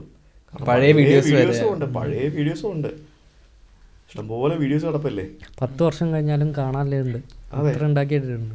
ഇതൊരു ഇൻവെസ്റ്റ്മെന്റ് ആണ്. ഇതൊരു ഇൻവെസ്റ്റ്മെന്റ് അല്ലേ, റെഫറൻസ് മെറ്റീരിയൽ അല്ലേ. അല്ല അതെന്താ പറയുക, ഇപ്പോൾ ബേസിക്കലി ഞാനിപ്പോൾ ഒരു സ്ഥലത്ത് കൺട്രിക്ക് പോകണമെന്നുണ്ടെങ്കിൽ നമ്മൾ ഈ പറഞ്ഞ പോലെ നോക്കൂല അവിടെ പോയിട്ട് എന്തൊക്കെ കാണാനല്ലേ. സ്വാഭാവിക മലയാളിയുടെ വീഡിയോ മലയാളി വീഡിയോ കാണും, എന്നിട്ട് നോക്കും അവിടെ പോയാൽ ഈ 2 ദിവസം എനിക്ക് എന്തൊക്കെ കവർ ചെയ്യാൻ പറ്റും, എന്തൊക്കെ കാണാൻ പറ്റും. അപ്പോൾ അത് നോക്കി നമുക്ക് എല്ലാവരും കാണും. ബേസിക്കലി ഒരു നമ്മൾ ട്രിപ്പ് പോകുമ്പോൾ അവിടെ എന്താ കാണാനല്ലോ, ബേസിക്കലി എല്ലാം കാണുന്നൊരു സംഭവം. പിന്നെ ഈ ഓരോ സ്ഥലങ്ങൾ ഇപ്പോൾ മൂപ്പര് പോയ ഓരോ സ്ഥലങ്ങൾ ഇപ്പം ട്രെൻഡിങ് ആവില്ല, കുറച്ച് കഴിഞ്ഞാൽ ട്രെൻഡിങ് ആകുമ്പോൾ ആൾക്കാർ അപ്പം കാണും. അങ്ങനത്തെ ഏതെങ്കിലും സ്ഥലങ്ങളുണ്ടോ എങ്ങനെ പോയതിന് ശേഷം ട്രെൻഡിങ് ആയത്? പോയതിന് ശേഷം ട്രെൻഡിങ് ആയത് ഓഫ് കോഴ്സ് ഇതാണ് ചൈനയൊക്കെ. ഞാൻ പോയപ്പോൾ ചൈന ആദ്യം പോയപ്പോൾ ഞാൻ ചൈന അധികം ഉണ്ടായിരുന്നില്ല. ഇപ്പൊ ചൈനയൊക്കെ ഇഷ്ടംപോലെ ആൾക്കാർ പോയി തുടങ്ങിയില്ലേ. അപ്പൊ ഇഷ്ടംപോലെ ഞാൻ പണ്ട് ചൈനയിൽ പോയത്. ആദ്യം ഞാൻ ചൈനയിൽ പോയപ്പം ചൈനയിൽ വേറെ അങ്ങനെ ആരും വീഡിയോ ചെയ്തിട്ടില്ല. അപ്പം ഞാൻ ചൈനയിൽ പോയി ഇപ്പോൾ ഇഷ്ടംപോലെ ആൾക്കാർ ചൈനയിൽ പോയി വീഡിയോ ചെയ്യുമ്പോഴത്തേക്കിനും എൻ്റെ വീഡിയോ കൂടെ സജസ്റ്റ് ചെയ്ത് തരും എന്നിടയ്ക്കൂടെ. ചൈന ഇപ്പോൾ ലേറ്റസ്റ്റ് ആയിട്ട് ഇപ്പോൾ എന്നാ പോയത് ചൈനയിലോട്ട്? ഞാൻ ഇപ്പോൾ ലാസ്റ്റ് KLTUK ട്രിപ്പിൻ്റെ സമയത്ത് ചൈന വഴിയാണ് വന്നത്. 1 മാസം ഞാൻ ചൈന ഉണ്ടായിരുന്നു. ആക്ച്വലി ഈ മാസം ഞാൻ ചൈന പോകേണ്ടിയിരുന്നതാണ്, പക്ഷേ എനിക്ക് വിസ റെഡി ആയില്ല. മാറ്റങ്ങൾ ഒരുപാട് ചൈനയിൽ നടക്കുന്നുണ്ട് ഓരോ തവണ പോകുമ്പോൾ. അതെ, ചൈന ഈസ് എനിക്ക് എപ്പോഴും എന്നോട് എൻ്റെ ഫേവറേറ്റ് രാജ്യം ഏതാണെന്ന് ചോദിച്ചു കഴിഞ്ഞാൽ ഇന്ത്യ എന്നുള്ള ഉത്തരം ഞാൻ ആദ്യം പറയുന്നുണ്ടെങ്കിലും സെക്കൻഡ് വൺ ഈസ് ചൈന. കാരണം ചൈന ഈസ് അമേസിങ്. ചൈന പോലെ അത്രയും ഡെവലപ്ഡ് ആയിട്ടുള്ള ഒരു രാജ്യം, ഇത്രയും ഡൈവേഴ്സിറ്റി ഉള്ള വേറൊരു രാജ്യം വേറെ ഇല്ല. ചൈന ഈസ് റിയലി ഗുഡ്, എനിക്ക് ഭയങ്കര ഇഷ്ടമാണ്. ഓക്കെ, രാജ്യത്തിൻ്റെ കാര്യം പറയുമ്പോൾ ചൈന ഭയങ്കര അടിപൊളിയാണ്. നിങ്ങൾ ഓൾമോസ്റ്റ് 90 രാജ്യങ്ങൾ ഇപ്പോൾ കവർ ചെയ്തല്ലോ. മനുഷ്യൻ ശരിക്കും ഹാപ്പിയാണോ? അല്ലെങ്കിൽ നിങ്ങൾ പോയ സ്ഥലത്ത് എവിടെയാണ് കൂടുതൽ ഹാപ്പി ആയിട്ടുള്ള മനുഷ്യന്മാരെ കാണാൻ പറ്റിയത്? ഇപ്പോൾ നമ്മൾ ഓരോരോ പിന്നെ സ്റ്റാറ്റിക്സും കാര്യങ്ങളൊക്കെ നോക്കുന്ന സമയത്തിൽ WHO പുറത്തുവിടുന്ന ഇതൊക്കെ നോക്കുമ്പോൾ ഒരുപാട് ആൾ പട്ടിണിയുണ്ട്, ഇങ്ങനെ വിഷയങ്ങളുണ്ട്, അങ്ങനെയൊക്കെ ഒരുപാട് പ്രശ്നങ്ങൾ നടക്കുന്നുണ്ട്. നിങ്ങളിപ്പോൾ ഇത്രയും രാജ്യങ്ങളിൽ പോയപ്പോൾ പൊതുവേ മനുഷ്യൻ ഹാപ്പിയാണോ, അല്ലെങ്കിൽ എന്താണ് ആ ഒരു ഫീൽ കിട്ടിയിട്ടുള്ളത് നിങ്ങൾക്ക്? എന്താണ് ഈ ഹാപ്പി ആണോ എന്ന് ചോദിക്കുന്നതിൻ്റെ ഘടകം? സാറ്റിസ്ഫൈഡ് എന്ന് വേണമെങ്കിൽ പറയാം. നിങ്ങൾ എന്ത് ചെയ്താൽ ഹാപ്പി ആവും? ഞാൻ എന്ത് ചെയ്താൽ ഹാപ്പി ആവുന്നോ? ഞാൻ എൻ്റെ ബേസിക് നീഡ്സ് ഒക്കെ ഫുൾഫിൽ ചെയ്താൽ ഒരുവിധം ഹാപ്പിയാണ്. ബേസിക് നീഡ്സ് സെറ്റ് ചെയ്യണോ, എക്സ്പെക്ടേഷൻ മീറ്റ് ആയാൽ ഓരോരുത്തർക്കും ഓരോന്ന് ഡിപ്പെൻസ്. എനിക്ക് എൻ്റെ വീടാണ് എൻ്റെ ഹാപ്പിനെസ്. ഞാൻ എൻ്റെ വീട്ടിലിരിക്കുമ്പോഴാണ് ശരിയാ. ഞാൻ എൻ്റെ കോഴഞ്ചേരിൽ എൻ്റെ കൊച്ചിയിൽ ഇപ്പോൾ എൻ്റെ വീട്ടിൽ എൻ്റെ ഫാമിലിയുടെ കൂടെ എൻ്റെ ഭാര്യയുടെ മോനെ കെട്ടിപ്പിടിച്ചിരിക്കുമ്പോഴാണ് ഞാൻ ഏറ്റവും കൂടുതൽ ഹാപ്പി. ഓക്കെ, അതെ, അവരെൻ്റെ കൂടെ ഉണ്ടെങ്കിൽ ഞാൻ ഹാപ്പി. ഞാൻ ഹാപ്പി. അതാണ് എൻ്റെ happiness, first happiness. Second happiness എന്ന് പറയുമ്പോൾ ട്രാവൽ ചെയ്യുമ്പം of course I am happy. പക്ഷെ എപ്പോഴും ഹാപ്പി ആവണമെന്ന് ചോദിച്ചു കഴിഞ്ഞാൽ ഇല്ല. ഇപ്പം ഞാൻ എൻ്റെ ഫ്രണ്ട്സിൻ്റെ കൂടെ ആണെങ്കിൽ ചിലപ്പം നമുക്ക് അത്ര ഇഷ്ടമുള്ള നമ്മുടെ ഫ്രണ്ട്സിൻ്റെ കൂടെ ആണെങ്കിൽ ഞാൻ ഹാപ്പി ആയിരിക്കും. ഇപ്പം ലിവിങ് ഹാപ്പിനെസ് എന്ന് പറഞ്ഞാൽ ഇപ്പം പറഞ്ഞു കേട്ടിട്ടുണ്ടല്ലോ, ഇപ്പം എന്താ സ്വീഡനോ ഫിൻലൻഡോ ഹാപ്പിനെസ്, സ്കാൻഡിനേവിയൻ കൺട്രീസ്. എങ്ങനെയാ ഞാനവിടെ പോകുമ്പോൾ എനിക്കറിയില്ല, ഇതൊരുമാതിരി ഡിപ്രഷൻ അടിക്കുന്ന സ്ഥലം, തണുപ്പ്, വെട്ടറി, എങ്ങനെയാണ് ഇവിടെ മനുഷ്യൻ ഹാപ്പി ആയിരിക്കുന്നത്? ഞാനിങ്ങനെ ആലോചിക്കും. നമ്മളോട് ഇങ്ങോട്ട് ചിരിക്കൊന്നുമില്ല ആൾക്കാർ നേരെ കുറച്ച് യൂഗോട് അമേരിക്ക, യൂറോപ്പ് അമേരിക്ക വെച്ച് കമ്പയർ ചെയ്യുമ്പോഴത്തേക്കിനും ആൾക്കാർ ഭയങ്കര ഫ്രണ്ട്ലിയാണ്. അമേരിക്കയിൽ ആൾക്കാർ ഭയങ്കര ഫ്രണ്ട്ലിയാണ്, ഓപ്പണാണ്, കുറച്ചും കൂടെ ഓപ്പണാണ്. എനിക്കങ്ങനെ ഫീൽ ചെയ്തു. എനിക്ക് അമേരിക്ക പോയപ്പോൾ എനിക്ക് ഭയങ്കര ഹാപ്പിനെസ് ആയിരുന്നു, ഭയങ്കര വൈബാണ് എല്ലായിടത്തും. വൈബ് എന്ന് പറഞ്ഞാൽ ലൈക്ക് യൂറോപ്പിനെ വെച്ച് കമ്പയർ ചെയ്യുമ്പോഴത്തേക്കിനും എനിക്ക് അമേരിക്ക ഭയങ്കരമായിട്ട് ഇഷ്ടപ്പെട്ടു. സ്കാൻഡിനേവിയൻ കൺട്രീസ് ഒക്കെ ഹാപ്പിനെസ് ഇൻഡെക്സിൽ മാത്രമാണ് മേലെ, പക്ഷെ ഏറ്റവും കൂടുതൽ സൂയിസൈഡൽ മരുന്നുകളൊക്കെ വാങ്ങുന്ന കണക്കെടുത്ത് നോക്കുമ്പോൾ ഏറ്റവും കൂടുതൽ വാങ്ങുന്നത് സ്കാൻഡിനേവിയൻ കൺട്രീസാണ്. കൂടുതൽ സൂയിസൈഡ്സ് നടക്കുന്നത് സ്കാൻഡിനേവിയൻ കൺട്രീസിലാണ്. അപ്പോൾ ഹാപ്പിനെസ് ഇൻഡെക്സ് വേറെ കുറച്ച് ബേസിക് കാൽക്കുലേറ്റ് ചെയ്യുന്നത് ചിലപ്പോൾ ഇൻഫ്രാസ്ട്രക്ചർ ആയിരിക്കും, ഹോസ്പിറ്റൽസ്, ഹെൽത്ത് കെയർ, സ്കൂൾസ്, സർവേന്റെ ബേസിലൊക്കെ ആയിരിക്കാലോ, മെഡിക്കൽ ഇൻഷുറൻസ്. അല്ല, അതൊക്കെ അവിടെ പോയി കഴിഞ്ഞാൽ ഭയങ്കര ക്ലീൻ ആയിട്ടുള്ള, അവിടെ ഹോംലെസ്നെസ്സും കാണൂല, ഭയങ്കര ക്ലീൻ ആയിട്ടുള്ള ഇൻഫ്രാസ്ട്രക്ചർ. അപ്പൊ അതൊക്കെ വെച്ചിട്ട് നോക്കുമ്പോൾ കുറച്ച് ആൾക്കാരല്ലേ ഉള്ളൂ. അതെ, അതൊക്കെ വെച്ച് നോക്കുമ്പോഴത്തേക്കും ഇത്രയും പോപ്പുലേഷനും വെച്ചിട്ട് ചൈനയിലൊക്കെ ആൾക്കാർ നമ്മൾ കാണുമ്പോൾ ഉള്ള ഹാപ്പിനെസ് എന്താണ്? ആളുകൾ ഭയങ്കരമായിട്ട് എൻജോയ് ചെയ്യുന്നു, ഷോപ്പ് ചെയ്യുന്നു, നൈറ്റ് ക്ലബ്ബ്, നൈറ്റ് ലൈഫ്, അല്ലെങ്കിൽ സ്ട്രീറ്റുകളിൽ ആൾക്കാർ നടക്കുന്നു, ആൾക്കാർ ചിരിച്ച് നടക്കുന്നു. അങ്ങനത്തെ ഒരു സംഭവങ്ങളൊക്കെ ഭയങ്കരമായിട്ട് നമുക്ക് കാണുന്നത് ഇത്രയും ആൾക്കാരെ വെച്ചിട്ട്, ഇത്രയും പോപ്പുലേഷനെ വെച്ചിട്ട് ആ കാര്യത്തിലൊക്കെ ചൈന ഈസ് ബെറ്റർ. പിന്നെ ഇനി അവരെത്രത്തോളം ഹാപ്പി ആണെന്നുള്ളത് അകത്ത് കയറി കിഴിഞ്ഞു കഴിക്കാൻ നമുക്ക് അറിയത്തില്ല. അപ്പോൾ എല്ലാ മനുഷ്യനും എന്തെങ്കിലുമൊക്കെ പ്രശ്നം ഉണ്ടാവും. ചൈനയിൽ നിന്ന് ഇപ്പോഴും റെഫ്യൂജീസ് ആയിട്ട് ഇവിടെ പോകുന്നുണ്ട്, US-ലോട്ട് ബോർഡർ പോകുന്നുണ്ട്. ചൈന ഇന്ത്യക്കാർ പോകുന്നില്ലേ? എല്ലായിടത്തും എല്ലാവരും പോകുന്നുണ്ട്, എല്ലാവരും പോകുന്നുണ്ട്. ചൈനീസ് ഏറ്റവും നമ്മൾ പോകുന്ന പോലെ തന്നെ ചൈനയിൽ നിന്നും പല രാജ്യങ്ങളിലേക്കും മൈഗ്രേറ്റ് ചെയ്ത് പോകുന്ന ഇഷ്ടംപോലെ ആൾക്കാരുണ്ട്. അവർ കൺട്രോൾഡാണ്. അവർ പുറത്തേക്ക് പോകുന്ന ചൈനീസ് ആൾക്കാരെ അവർ സ്ട്രിക്റ്റായിട്ട് മോണിറ്റർ ചെയ്താണ് ഇമിഗ്രേഷനിൽ നിന്ന് വിടുന്നത് തന്നെ. ചൈനക്കാർ അവരുടെ കറൻസി പോലെ അവർക്ക് എന്തൊക്കെ പറഞ്ഞാലും അവർക്ക് ഗവൺമെൻറ് കൺട്രോൾ ഇഷ്ടം പോലെ ഉണ്ട്. ശരിക്കും പറഞ്ഞാൽ ചൈനയിൽ കമ്മ്യൂണിസം ആണോയെന്ന് ചോദിച്ചു കഴിഞ്ഞാൽ ഒരിക്കലും കമ്മ്യൂണിസം തന്നെയാണെന്ന് പറയാൻ പറ്റില്ല. ഒരു മിക്സഡ് ക്യാപിറ്റലിസത്തിൻ്റെ മറ്റൊരു വേർഷനായിട്ട് നമുക്ക് കാണാൻ പറ്റും. നമ്മളെ മലയാളീസ് ഇപ്പോൾ ഒരുപാട് ബിസിനസ്സൊക്കെ അവിടുന്ന് സോഴ്സ് ചെയ്യുന്നത്, എന്നിട്ട് ആലോചിച്ച് നോക്കി എത്ര ഫ്രണ്ട്ലി ആണ് അവിടെ ആൾക്കാരെങ്ങനെ റെസിസ്റ്റ് ലൈക്ക് ഫേസ് കൊണ്ടോ. ഇന്ത്യയിൽ വന്ന് ബിസിനസ് ചെയ്യുന്ന എത്ര ചൈനക്കാരുണ്ട്? ചൈനയിൽ ബിസിനസ് ചെയ്യുന്ന എത്ര ഇന്ത്യക്കാരുണ്ട്? ഒരുപാടുണ്ട്. That shows everything. ഇല്ലേ? ആരാണ് കൂടുതൽ റേസിസ്റ്റ് എന്നില്ല. ഇല്ല, ലൈക്ക് ചേട്ടൻ പോയതാണ് അവിടെ. ഇപ്പോൾ ഇവിടെ ഒരു സ്ട്രീറ്റിൽ വാക്ക് ചെയ്യുകയാണ് ചില ആൾക്കാർക്ക് ഒരു നോട്ടുണ്ട് ഇവൻ എന്താ ഇവിടെ എന്നുള്ള ആ ഒരു നോട്ടം കൊണ്ട് പോലും നമുക്ക് ഫീൽ ചെയ്യും. അങ്ങനെ നമ്മുടെ നാട്ടിലാണെങ്കിലും ബംഗാളികളോടൊക്കെ അഫ്കോഴ്സ് അതുണ്ട്. നമ്മുടെ നാട്ടിൽ നല്ല റേസിസ്റ്റ്. അപ്പോൾ വേറെ സംസ്ഥാനക്കാരോടില്ല. നമ്മൾ ഇൻഹെറന്റ്ലി മനുഷ്യന്മാരുടെ ഉള്ളിലുള്ള ഒരു ട്രേറ്റ് ആണ് അല്ലേ? ഫീൽ ചെയ്യുന്നുണ്ടോ? എനിക്കിതുവരെ ചൈനയിൽ റേസിസം ഫീൽ ചെയ്തിട്ടില്ല. ഞാൻ കുറേ തവണ പോയിട്ടുണ്ട്. അങ്ങനെ റേസിസം ഫീൽ ചെയ്തിട്ടില്ല. സൗത്ത് കൊറിയ ഞാൻ പോയിട്ടില്ല. ഓക്കെ. ചേട്ടാ വേറെ ലാംഗ്വേജസ് ഏതെങ്കിലും സംസാരിക്കൂലേ? ഞാൻ ഹിന്ദി തോടാ മാലും, കൊങ്കണി അറിയാം, പിന്നെ ഇംഗ്ലീഷ്, മലയാളം. ഇംഗ്ലീഷ് വെച്ചാണ് എല്ലായിടത്തും പോയി ലാംഗ്വേജ് ബാരിയേഴ്സ് ഫീൽ ചെയ്തിട്ടുണ്ടോ? ട്രാൻസ്ലേറ്റർ നമുക്ക് എങ്ങനെയൊക്കെ അഡ്ജസ്റ്റ് ചെയ്യും. നമുക്ക് ട്രാൻസ്ലേറ്റർ യൂസ് ചെയ്യാം. ഞാൻ ട്രാൻസ്ലേറ്റർ ഒന്നും ഉപയോഗിക്കാൻ നിൽക്കാറില്ല. എല്ലാവരും പറയും ട്രാൻസ്ലേറ്റർ യൂസ് ചെയ്തോളെ. എന്തിനാണ് വെറുതെ? കാര്യങ്ങൾ നടക്കും. അല്ല നിങ്ങളിപ്പോ ചേട്ടൻ ഇപ്പൊ പിന്നെ ആരേത് ഭാഷ സംസാരിച്ചാലും സംസാര രീതിയിൽ നമുക്ക് മനസ്സിലാക്കിയെടുക്കാൻ പറ്റും കുറെയൊക്കെ. പക്ഷെ ഇവിടുന്ന് എന്തെങ്കിലും പോളിഷ് അറിയാത്തോണ്ട് പുറത്തിറങ്ങിയിട്ടില്ലല്ലോ. ഇവിടെ ഡിസ്ട്രിക്ട് ഓഫീസിലൊക്കെ പോയി കഴിഞ്ഞാൽ ശരിക്കും മനസ്സിലാക്കാൻ പറ്റും. ഭയങ്കര ഗതിടാ. പിന്നെ പോലീസ് സ്റ്റേഷനിൽ പോയി കഴിഞ്ഞാൽ ചില ആൾക്കാർ ഇംഗ്ലീഷ് പറയില്ല, ചില ആൾക്കാർ പർപ്പസ്ഫുള്ളി പറയില്ല, നമ്മളെ കണ്ടാ പറയില്ല. അപ്പം അങ്ങനെ കുറേ ബുദ്ധിമുട്ടിയിട്ടുണ്ട്. എന്നാ പിന്നെ അല്ല ചേട്ടൻ്റെ അടുത്ത് വേറെ കുറച്ച് കാര്യങ്ങൾ ചോദിക്കാനുള്ളത് എനിക്ക്. ഇപ്പോൾ ചേട്ടൻ ഇങ്ങനെ ട്രാവൽ ചെയ്യുമ്പോൾ മലയാളീസ് ഇപ്പോൾ പുറത്ത് കൂടി വരികയാണ്. ഞങ്ങളൊക്കെ ഇപ്പോൾ ഇവിടെ നമ്മളെ ലൈഫ് അടിപൊളിയാക്കാൻ വരികയാണ്. അതായത് നാട് വിടാൻ ആഗ്രഹം ഉണ്ടായിട്ടില്ല, നാട്ടിൽ സെറ്റിൽഡ് ആവണം, നാട്ടിൽ പഠിച്ച് നാട്ടിൽ തന്നെ ജോലിയോ അല്ലെങ്കിൽ ബിസിനസ്സോ ചെയ്യണം എന്നുള്ള ആഗ്രഹമൊക്കെ ഉള്ള ആൾക്കാരാണ്. പക്ഷേ ഇങ്ങോട്ട് വരേണ്ട ഒരു ഗതികേടുണ്ടായി. അപ്പോൾ ഇത് എന്ന് നിൽക്കുന്ന ചേട്ടനും തോന്നുന്നത് ലൈക്ക് ഏത് ജനറേഷൻ? അതൊരു ജനറേഷനിൽ നിൽക്കാൻ പോകുന്നില്ലല്ലോ. മൈഗ്രേഷൻ എന്ന് പറയുന്നത് പണ്ട് മുതലേ ഉള്ളൊരു കാര്യമല്ലേ. ഈ 1800 കാലഘട്ടങ്ങളിൽ ബ്രിട്ടീഷുകാർ അടിമ കച്ചവടം ചെയ്യുമായിരുന്നു, സ്ലേവറി അല്ലേ.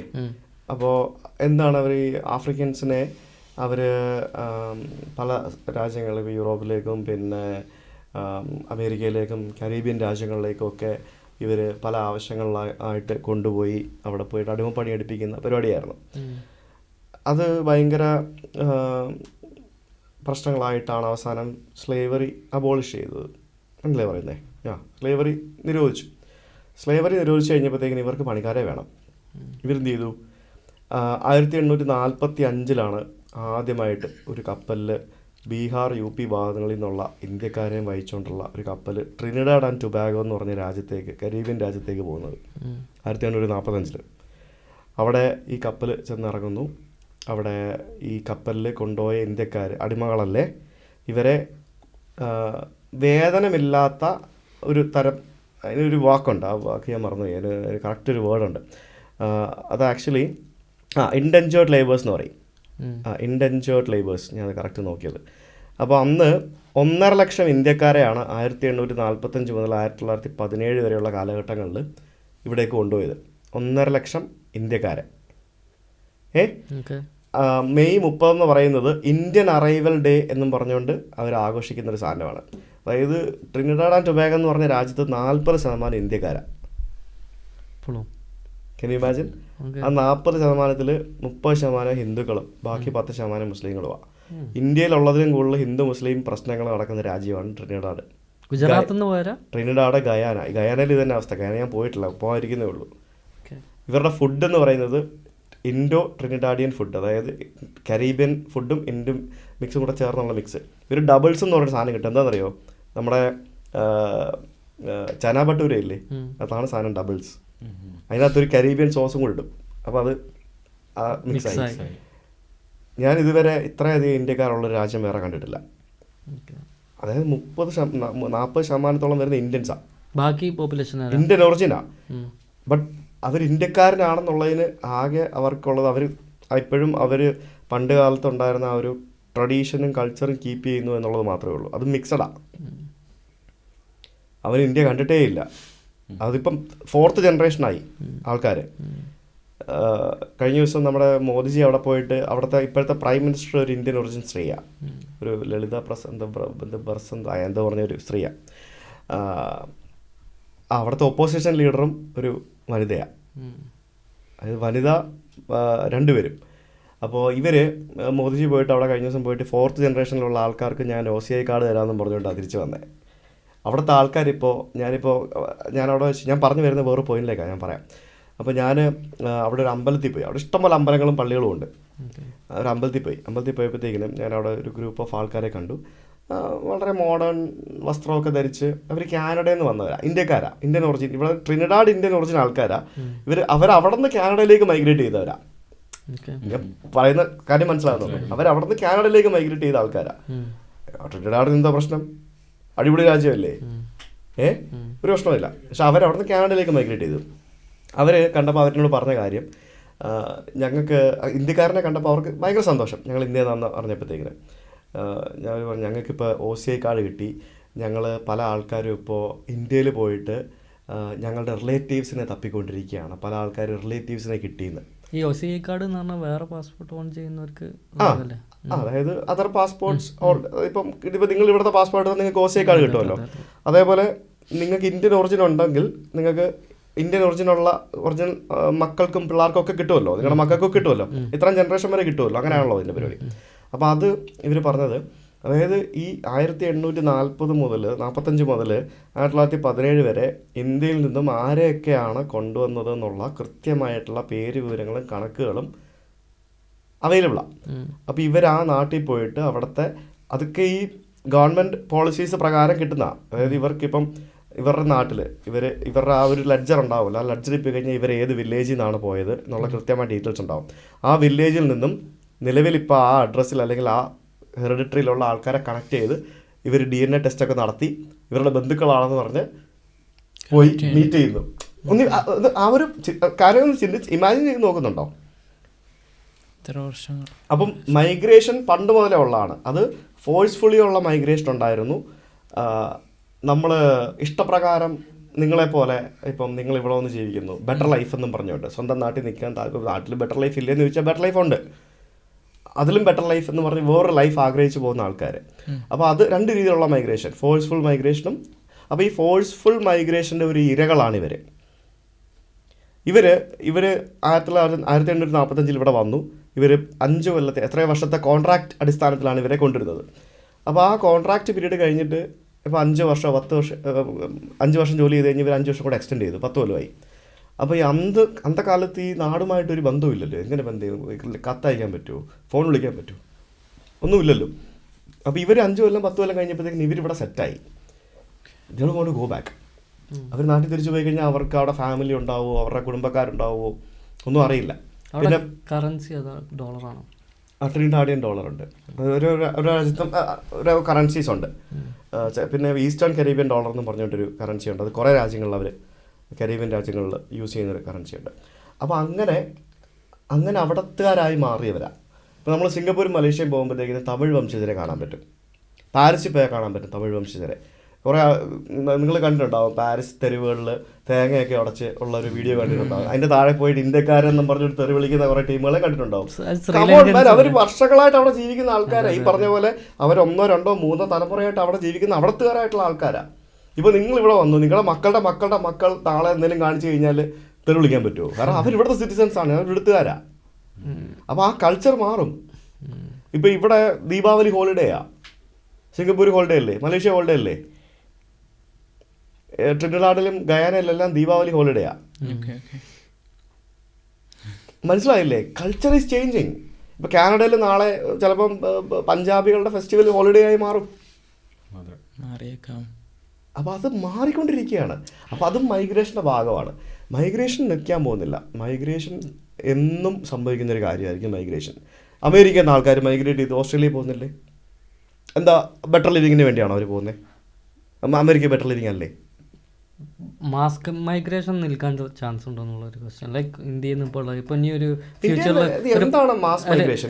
ഇന്ത്യയിൽ അത്രയും നമ്പർ ഓഫ് ആൾക്കാർ ഉള്ളതുകൊണ്ടല്ലേ മാസ് മൈഗ്രേഷൻ നമ്മൾ പറയുന്നത്. അല്ലാതെ എന്താണ് മാസ് മൈഗ്രേഷൻ? ഒരു 10-30 കൊല്ലം കഴിഞ്ഞിട്ട് നമ്മൾ എക്കോണമി അടിപൊളിയായി ആ ഒരു രീതിയിലോട്ട്. എത്ര എക്കോണമി അടിപൊളിയായെന്ന് പറഞ്ഞാലും മൈഗ്രേഷൻ ഉണ്ടാവും.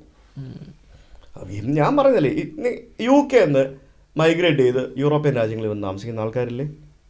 ഇതിപ്പോൾ കൂടിയത് ഒന്നാമത് അവിടുത്തെ അവസ്ഥ കാരണം. ചില ആൾക്കാർ അവിടെ പാട്രിയോട്ടിക് ആയിട്ടുള്ള ആൾക്കാർ. നിങ്ങൾ ഈ തായ്ലൻഡ്, സൗത്ത് ഈസ്റ്റ് ഏഷ്യൻ രാജ്യങ്ങളിൽ പോയി നോക്കുക. തായ്ലൻഡ്, മലേഷ്യ, സിംഗപ്പൂർ, ഇന്തോനേഷ്യ, അവിടെയൊക്കെ സെറ്റിലായ എത്ര യൂറോപ്യൻസും എത്ര അമേരിക്കക്കാരും ഉണ്ടെന്നറിയോ?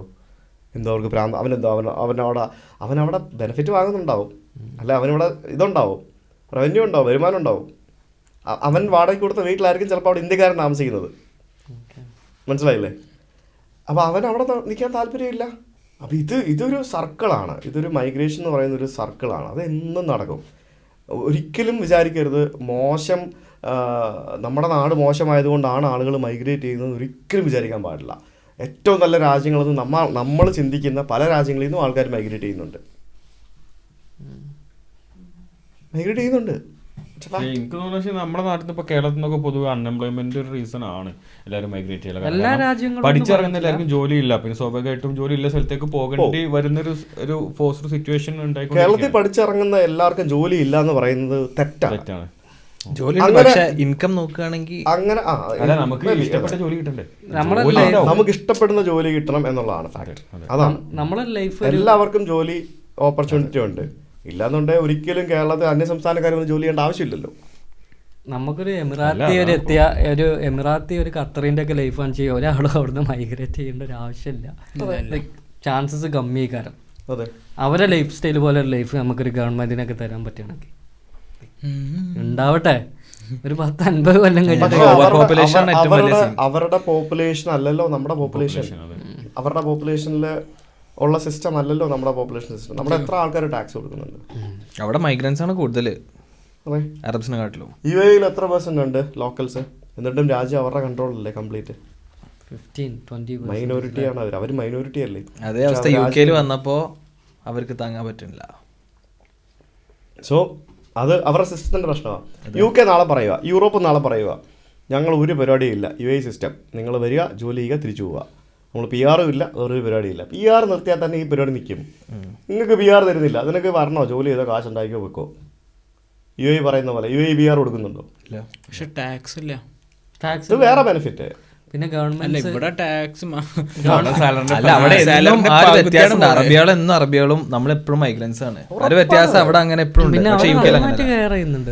വീട് വാങ്ങാൻ സ്ഥലം കൊടുക്കുന്നത്, ഓരോ ആവശ്യത്തിന്, കല്യാണത്തിന് പൈസ, അതിന് പൈസ. അല്ല ഇപ്പൊ UK ഇപ്പൊ അതല്ല സംഭവിക്കുന്നത്. ഇപ്പം പുതിയ പോളിസി പ്രകാരം അവര് വിസ റിന്യൂ ചെയ്യാനായിട്ട് ഇത്ര രൂപ മിനിമം സാലറി ഉണ്ടാവണം, വിസ ഫീസ് റിന്യൂ ചെയ്യുന്ന ഫീസ് കൂട്ടി, ഇന്ന കാറ്റഗറിക്കാരെ പറ്റുള്ളൂ എന്നൊക്കെ പറഞ്ഞുണ്ട്. വെസ്റ്റേൺ കൺട്രീസിൽ ഇവരെ പോപ്പുലേഷൻ ഡിക്ലൈനിങ് ഉണ്ട് എന്നുള്ളൊരു റീസൺ ഉണ്ട്. കുറേ കൺട്രീസ് അങ്ങനെ പറയുന്നുണ്ട്. അതുകൊണ്ട് അതൊരു റീസൺ ആയിട്ടാണോ ഇപ്പോൾ ഇമിഗ്രൻസിന് എടുക്കുന്നതെന്ന് പറയാം. അപ്പോൾ റഷ്യൻ ഉക്രൈൻ യുദ്ധം വന്ന സമയത്ത് എത്ര റഷ്യ വിട്ടെന്നറിയാവോ? ഉക്രൈനിയൻസ് ഉക്രൈൻ വിട്ടിട്ടില്ല. കുറവാ. റെഫ്യൂജീസ് ആയിട്ട് പോയിട്ടുണ്ട്. പക്ഷേ അങ്ങനെ റെഫ്യൂജീസ് ആയിട്ട് പോയിട്ടുണ്ട്. പക്ഷെ റെഫ്യൂജീസ് അല്ലാതെ നിങ്ങൾ ഈ പറഞ്ഞ പോലെ റഷ്യനോട് ഇഷ്ടമല്ലാതെ റഷ്യയുടെ പോളിസീസ് ഇഷ്ടമല്ലാതെ റഷ്യ വിട്ട് എത്ര ആൾക്കാരാണെന്ന് അറിയോ? ഇസ്രായേൽ അതേപോലെ. ഇസ്രായേലിൽ നിന്ന് ഞാൻ ഒത്തിരി ആൾക്കാരെ പല സ്ഥലത്ത് വെച്ച് കണ്ടിട്ടുണ്ട്. ഇസ്രായേലീസ് ഇസ്രായേലിൻ്റെ പോളിസി ഇഷ്ടമല്ലാതെ ഇസ്രായേലിൽ നിന്ന് അവർ വിട്ടിട്ട് പോയ ആൾക്കാർ ഒത്തിരി ആൾക്കാരെ ഞാൻ കണ്ടിട്ടുണ്ട്. അപ്പം അങ്ങനെയും വേറൊരു ടൈപ്പ് ഓഫ് ആൾക്കാരുണ്ട്. അതെ, ചിലപ്പോൾ പറഞ്ഞ പോലെ US നിന്ന് റഷ്യയിലോട്ട് പോകുന്ന ആൾക്കാരുണ്ട്. ആ ഒരു കാരണം കൊണ്ട് US നിന്ന് റഷ്യയിലോട്ട് അവർക്ക് ഇമിഗ്രേഷനാണ് അവരുടെ ഒരു മെയിൻ റീസൺ. ആ ഒരു ഓരോ ഫാക്ടേഴ്സിനായിരിക്കും ഇമ്പോർട്ടൻസ് കൊടുക്കുന്നത്, അതിനനുസരിച്ച് മാറും. ഇമിഗ്രേഷൻ പണ്ട് മുതലേ ഉള്ളൊരു കാര്യമാണ്. അത് ഇങ്ങനെ മാറിക്കൊണ്ടേയിരിക്കും. അതിനിങ്ങനെ ട്രെൻഡിനനുസരിച്ച് ഇപ്പം ഇന്നിവിടെയാണ്, നാളെ വേറൊരു സ്ഥലം, അത്രേ ഉള്ളൂ. അതിങ്ങനെ മാറിക്കൊണ്ടേയിരിക്കുന്നൊരു കാര്യമാണ്. നമ്മൾ അതൊരിക്കലും ആരെയും കൊണ്ട് സ്റ്റോപ്പ് ചെയ്യാൻ പറ്റില്ല. കാരണം ദ വേൾഡ് ഈസ് ചേഞ്ചിങ്. ലോകം ആർക്കും അതിർത്തികൾ കൊണ്ട് അടച്ചിടാൻ മാത്രം പറ്റുന്നൊരു കാര്യമല്ലല്ലോ, അല്ലേ? അതിങ്ങനെ മാറിക്കൊണ്ടിരിക്കും. അത് വേണം, അത് സംഭവിക്കും. അതിർത്തികളില്ലാത്തൊരു കാലം വരുമോ? എങ്ങോട്ടും എപ്പോൾ വേണമെങ്കിലും യാത്ര ചെയ്യാം. ചേട്ടൻ ആഗ്രഹിക്കുന്നില്ല? അറിയില്ല. നോർത്ത് കൊറിയയൊക്കെ ഒന്ന് പോവാൻ. അല്ല, നോർത്ത് കൊറിയ നിങ്ങൾ പോകാൻ ശ്രമിക്കില്ല? ഞാൻ ട്രൈ ചെയ്തായിരുന്നു ആക്ച്വലി. എനിക്ക് പക്ഷെ ഞാൻ ഈ KLTUK ട്രിപ്പിൻ്റെ സമയത്ത് നോർത്ത് കൊറിയ ഓപ്പൺ ആയിരുന്നു. അപ്പോൾ ഈ ട്രിപ്പ് തീരാൻ ഇച്ചിരി വൈകിയത് കൊണ്ട് എനിക്കത് പോകാൻ പറ്റിയില്ല. വേറൊരു തമിഴ്നാട്ടിൽ നിന്നുള്ളൊരു പയ്യൻ പോയി. ഫസ്റ്റ് ഒരു ബാച്ച് അവർ പോയിട്ട് വന്നപ്പോഴത്തേക്കും അവർ നിർത്തിയത്. ഇപ്പൊ റഷ്യയിൽ നിന്ന് തുടങ്ങി. എടുത്തിട്ടുണ്ടായിരുന്നു അവൻ. ഞാൻ പേയ്മെന്റ് കൊടുത്താ. അത് ചൈനയിൽ പോയിട്ട് അങ്ങനെ പോകണം. ചൈനയിൽ പോയിട്ട് അപ്പൊ എന്തൊക്കെ പരിപാടികളൊക്കെ ഉണ്ട് നോക്കാം. പക്ഷെ ഒരു ഏജൻസി പോലത്തെ ഒരു ടീം നമ്മളെ കൊണ്ടുപോകാൻ തോന്നുന്നുണ്ട്. ബാച്ച് ആയിട്ട് കുറെ കാര്യങ്ങൾ ഇങ്ങനെ കാണിച്ചിട്ട് സെറ്റപ്പ് നമ്മൾ ഇൻഡിവിജ്വൽ ആയിട്ട് അറിയും. ഒറ്റയ്ക്ക് പോകാൻ പറ്റില്ലല്ലോ. അതിന് പല റെസ്ട്രിക്ഷൻസും ഉണ്ട് തോന്നുന്നുണ്ട്. ഇന്ന കാര്യങ്ങൾ ഷൂട്ട് ചെയ്യാൻ മറ്റേ പാടില്ല എന്നൊക്കെ. പക്ഷെ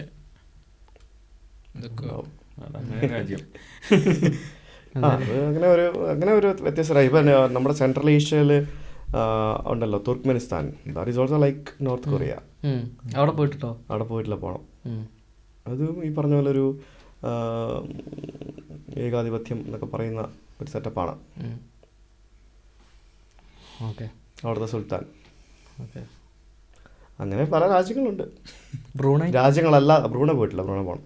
രാജ്യങ്ങളല്ലാത്ത രാജ്യങ്ങളും ഉണ്ടല്ലോ. രാജ്യങ്ങളായിട്ട് അംഗീകരിക്കപ്പെടാത്ത രാജ്യങ്ങളുണ്ട്. ഉണ്ട്, അങ്ങനെ ഒത്തിരി കുറേ സ്ഥലങ്ങളുണ്ട്. രാജ്യങ്ങളായിട്ട് അംഗീകരിക്കപ്പെടാത്ത രാജ്യങ്ങളുണ്ട്. എന്നാൽ അവർക്ക് സ്വന്തമായിട്ട് കറൻസി ഉണ്ടാവും, സ്വന്തമായിട്ട് നമ്മുടെ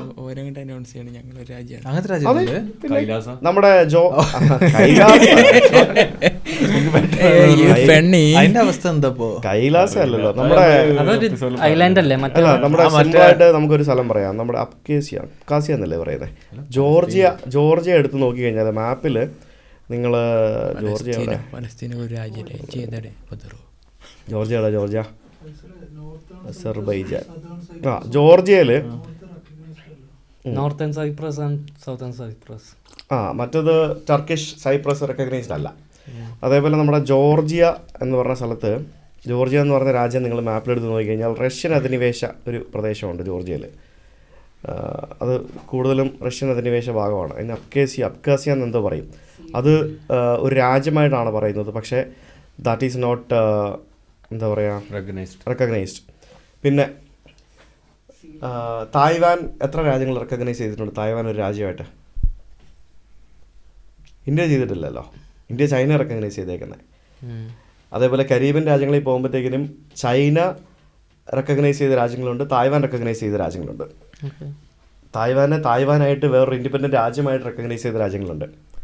പറയുന്നുണ്ടോ? ഞാൻ എല്ലാം മനസ്സിലാവാ, ഞാൻ പറയുന്നത് മനസ്സിലാവുന്നുണ്ടോ? നമ്മുടെ നാട്ടിലുണ്ട്. അതിപ്പോ നമ്മുടെ നാട്ടിലത്തെ മാപ്പ് വരക്കുമ്പോ കാശ്മീർ നമ്മുടെ നാട്ടിലത്തെ മാപ്പിലുണ്ട്, പാകിസ്ഥാന്റെ മാപ്പിലുണ്ട്, ചൈനീത്തെ മാപ്പിലുണ്ട്. അതേപോലെ കൊസോവോ എന്ന് പറയുന്നത് സെർബിയക്കുള്ളിലെ മറ്റൊരു രാജ്യമാണ്. അമേരിക്കയുടെ ഒരു അധിനിവേശത്തിൽ നിൽക്കുന്ന ഒരു സ്ഥലമാണ് കൊസോവോ. അപ്പോൾ കൊസോവോ റെക്കഗ്നൈസ് ചെയ്തിട്ടുള്ള രാജ്യങ്ങൾ എത്രയുണ്ട്?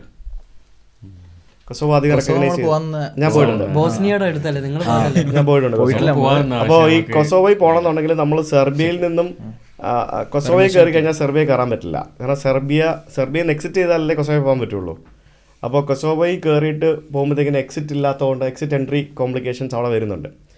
പിന്നെ അതേപോലെ നമുക്ക് മൾഡോവയില്ലേ, മൾഡോവയിൽ ഒരു സ്ഥലമുണ്ട്. ഞാൻ ഈ പേരൊക്കെ ഓർത്ത് വെക്കാൻ ഭയങ്കര വീക്ക്. അതാണ് ഞാൻ ഈ മാപ്പൊക്കെ എടുത്ത് നോക്കുന്നത്. അപ്പോൾ എനിക്ക് ഈ പേര് ഞാൻ ആ ഒരു കാര്യത്തിൽ ഭയങ്കര വീക്കാണ് ഞാൻ. അപ്പോൾ ഈ മൾഡോവയ്ക്ക് അവിടെ അടുത്ത മുകളിൽ നമ്മുടെ ഉക്രൈൻ ബോർഡറിനോട് ചേർന്ന് ഒരു പ്രദേശമുണ്ട്. ആ പ്രദേശം എന്ന് പറയുന്നത് തിരാസ്പോൾ. ചിസ്നാവ്. നമുക്കിപ്പോൾ ഇവിടെ നിന്ന് എപ്പോഴും വിസില് ചിസ്നാവ് ചീപ്പസ്റ്റ് ഫെയർ കാണിക്കലുണ്ട്. ഇവിടുന്ന് അതെ ഇത് ട്രാൻസിസ്ട്രിയ. ഞാൻ ആ പേര് എത്ര പേര് നോക്കിക്കൊണ്ടിരുന്നത്. അതായത് ട്രാൻസ്നിസ്ട്രിയ എന്ന് പറയും. അവിടെ ചെന്ന് കഴിഞ്ഞാൽ നമുക്ക് ലെനിൻ്റെ തലയും ബാക്കിയുള്ള സംഭവങ്ങളൊക്കെ ഇഷ്ടംപോലെ അവിടെ കാണാൻ പറ്റും. അത് ഇതുവരെ ലോകരാജ്യങ്ങൾ അംഗീകരിക്കാത്ത ഒരു സ്ഥലമാണ്. മൾഡോവയ്ക്കുള്ളിലൊരു പ്രത്യേക പ്രദേശം. അവർക്ക് സ്വന്തമായിട്ട് കറൻസി ഉണ്ട്. അവർക്ക് സ്വന്തമായിട്ട് നമ്മൾ ഇവിടുത്തെ സിമ്മൊന്നും അവിടെ പോയി മൾഡോവ സിമ്മൊന്നും അവിടെ പോയി വർക്ക് ചെയ്യില്ല. അവർക്ക് വേറെ തന്നെ എല്ലാ സംഭവങ്ങളും വേറെയാണ്. Everything is different. പക്ഷേ മൾഡോവ വരെ രാജ്യമായിട്ട് അംഗീകരിക്കാത്തതുകൊണ്ട് മൾഡോവയിൽ നിന്ന് പോകുമ്പോൾ ഒരു ചെറിയൊരു ചെക്ക് പോസ്റ്റ് പോലെ ഉണ്ട്. ജസ്റ്റ് പാസ്പോർട്ട് കാണിച്ചിട്ട് പോകാം, അത്രേ ഉള്ളൂ. അങ്ങനത്തെ പരിപാടിയേ ഉള്ളൂ. അപ്പോൾ അത് അവിടുത്തെ ഒരു സംഭവം. അങ്ങനെ ലോകം UN പട്ടികയിലില്ലാത്ത പല രാജ്യങ്ങളുണ്ട്. ലോകം അംഗീകരിക്കപ്പെടാത്ത പല രാജ്യങ്ങളുണ്ട്. ഒരു കൺട്രി തന്നെ രണ്ടായതുണ്ട്. ഉണ്ട്. സ്ലോവാക്യ റിപ്പബ്ലിക്കും ചെക്ക് റിപ്പബ്ലിക്കും ആയതുണ്ട്. ഇനിയും പല രാജ്യങ്ങളും പുതിയതുണ്ടാവും. ആഫ്രിക്കയിലൊക്കെ കുറേ ഉണ്ടല്ലോ പുതിയ പുതിയ രാജ്യങ്ങൾ വന്നിട്ടുണ്ടല്ലോ. ഞാൻ ആഫ്രിക്ക തൊടാത്തതുകൊണ്ട് എനിക്കതറിയില്ല. അപ്പോൾ അങ്ങനെ കുറേ സംഭവങ്ങൾ ലോകത്ത് വേറെ നടക്കുന്നുണ്ട്. ഓക്കെ, അപ്പോൾ എന്നാൽ വൈൻഡപ്പ് ചെയ്യല്ലേ ചേട്ടാ? അതിനു മുമ്പ് ഒരു കാര്യം പറയാനുള്ളത്, നിങ്ങൾ യൂറോപ്പിലോട്ട് ടൂറിസ്റ്റായിട്ട് രാജ്യങ്ങൾ കാണാൻ വരാൻ ആഗ്രഹിക്കുന്നുണ്ടെങ്കിൽ നമ്മളെ കൂട്ടുകാരുണ്ട്. ഇതൊരു പെയ്ഡ് പ്രൊമോഷനല്ല. Shout out to Shivali. ഈ owns a company called Globasco. അപ്പോൾ നിങ്ങൾ പുള്ളിക്കാരനെ കോണ്ടാക്ട് ചെയ്യുക. നിങ്ങൾ യൂറോപ്പിൽ എവിടെ വരാൻ ആഗ്രഹിക്കുന്നുണ്ടെങ്കിലും മലയാളി ഗൈഡായിട്ടുള്ള ഒരാൾ എപ്പോഴും കൂടെ ഉണ്ടാവും.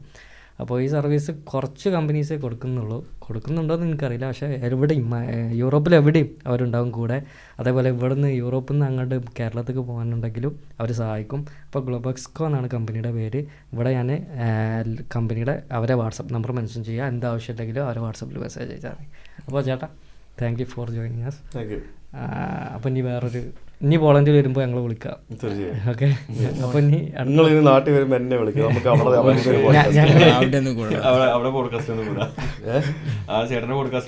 നമുക്ക് നിങ്ങളെ വില്ലയിൽ ഇരുന്ന ഒരു പോഡ്കാസ്റ്റ് അപ്പോഴത്തേക്ക് വില്ല സെറ്റ് ആവും. All the best. Thank you. Thank you.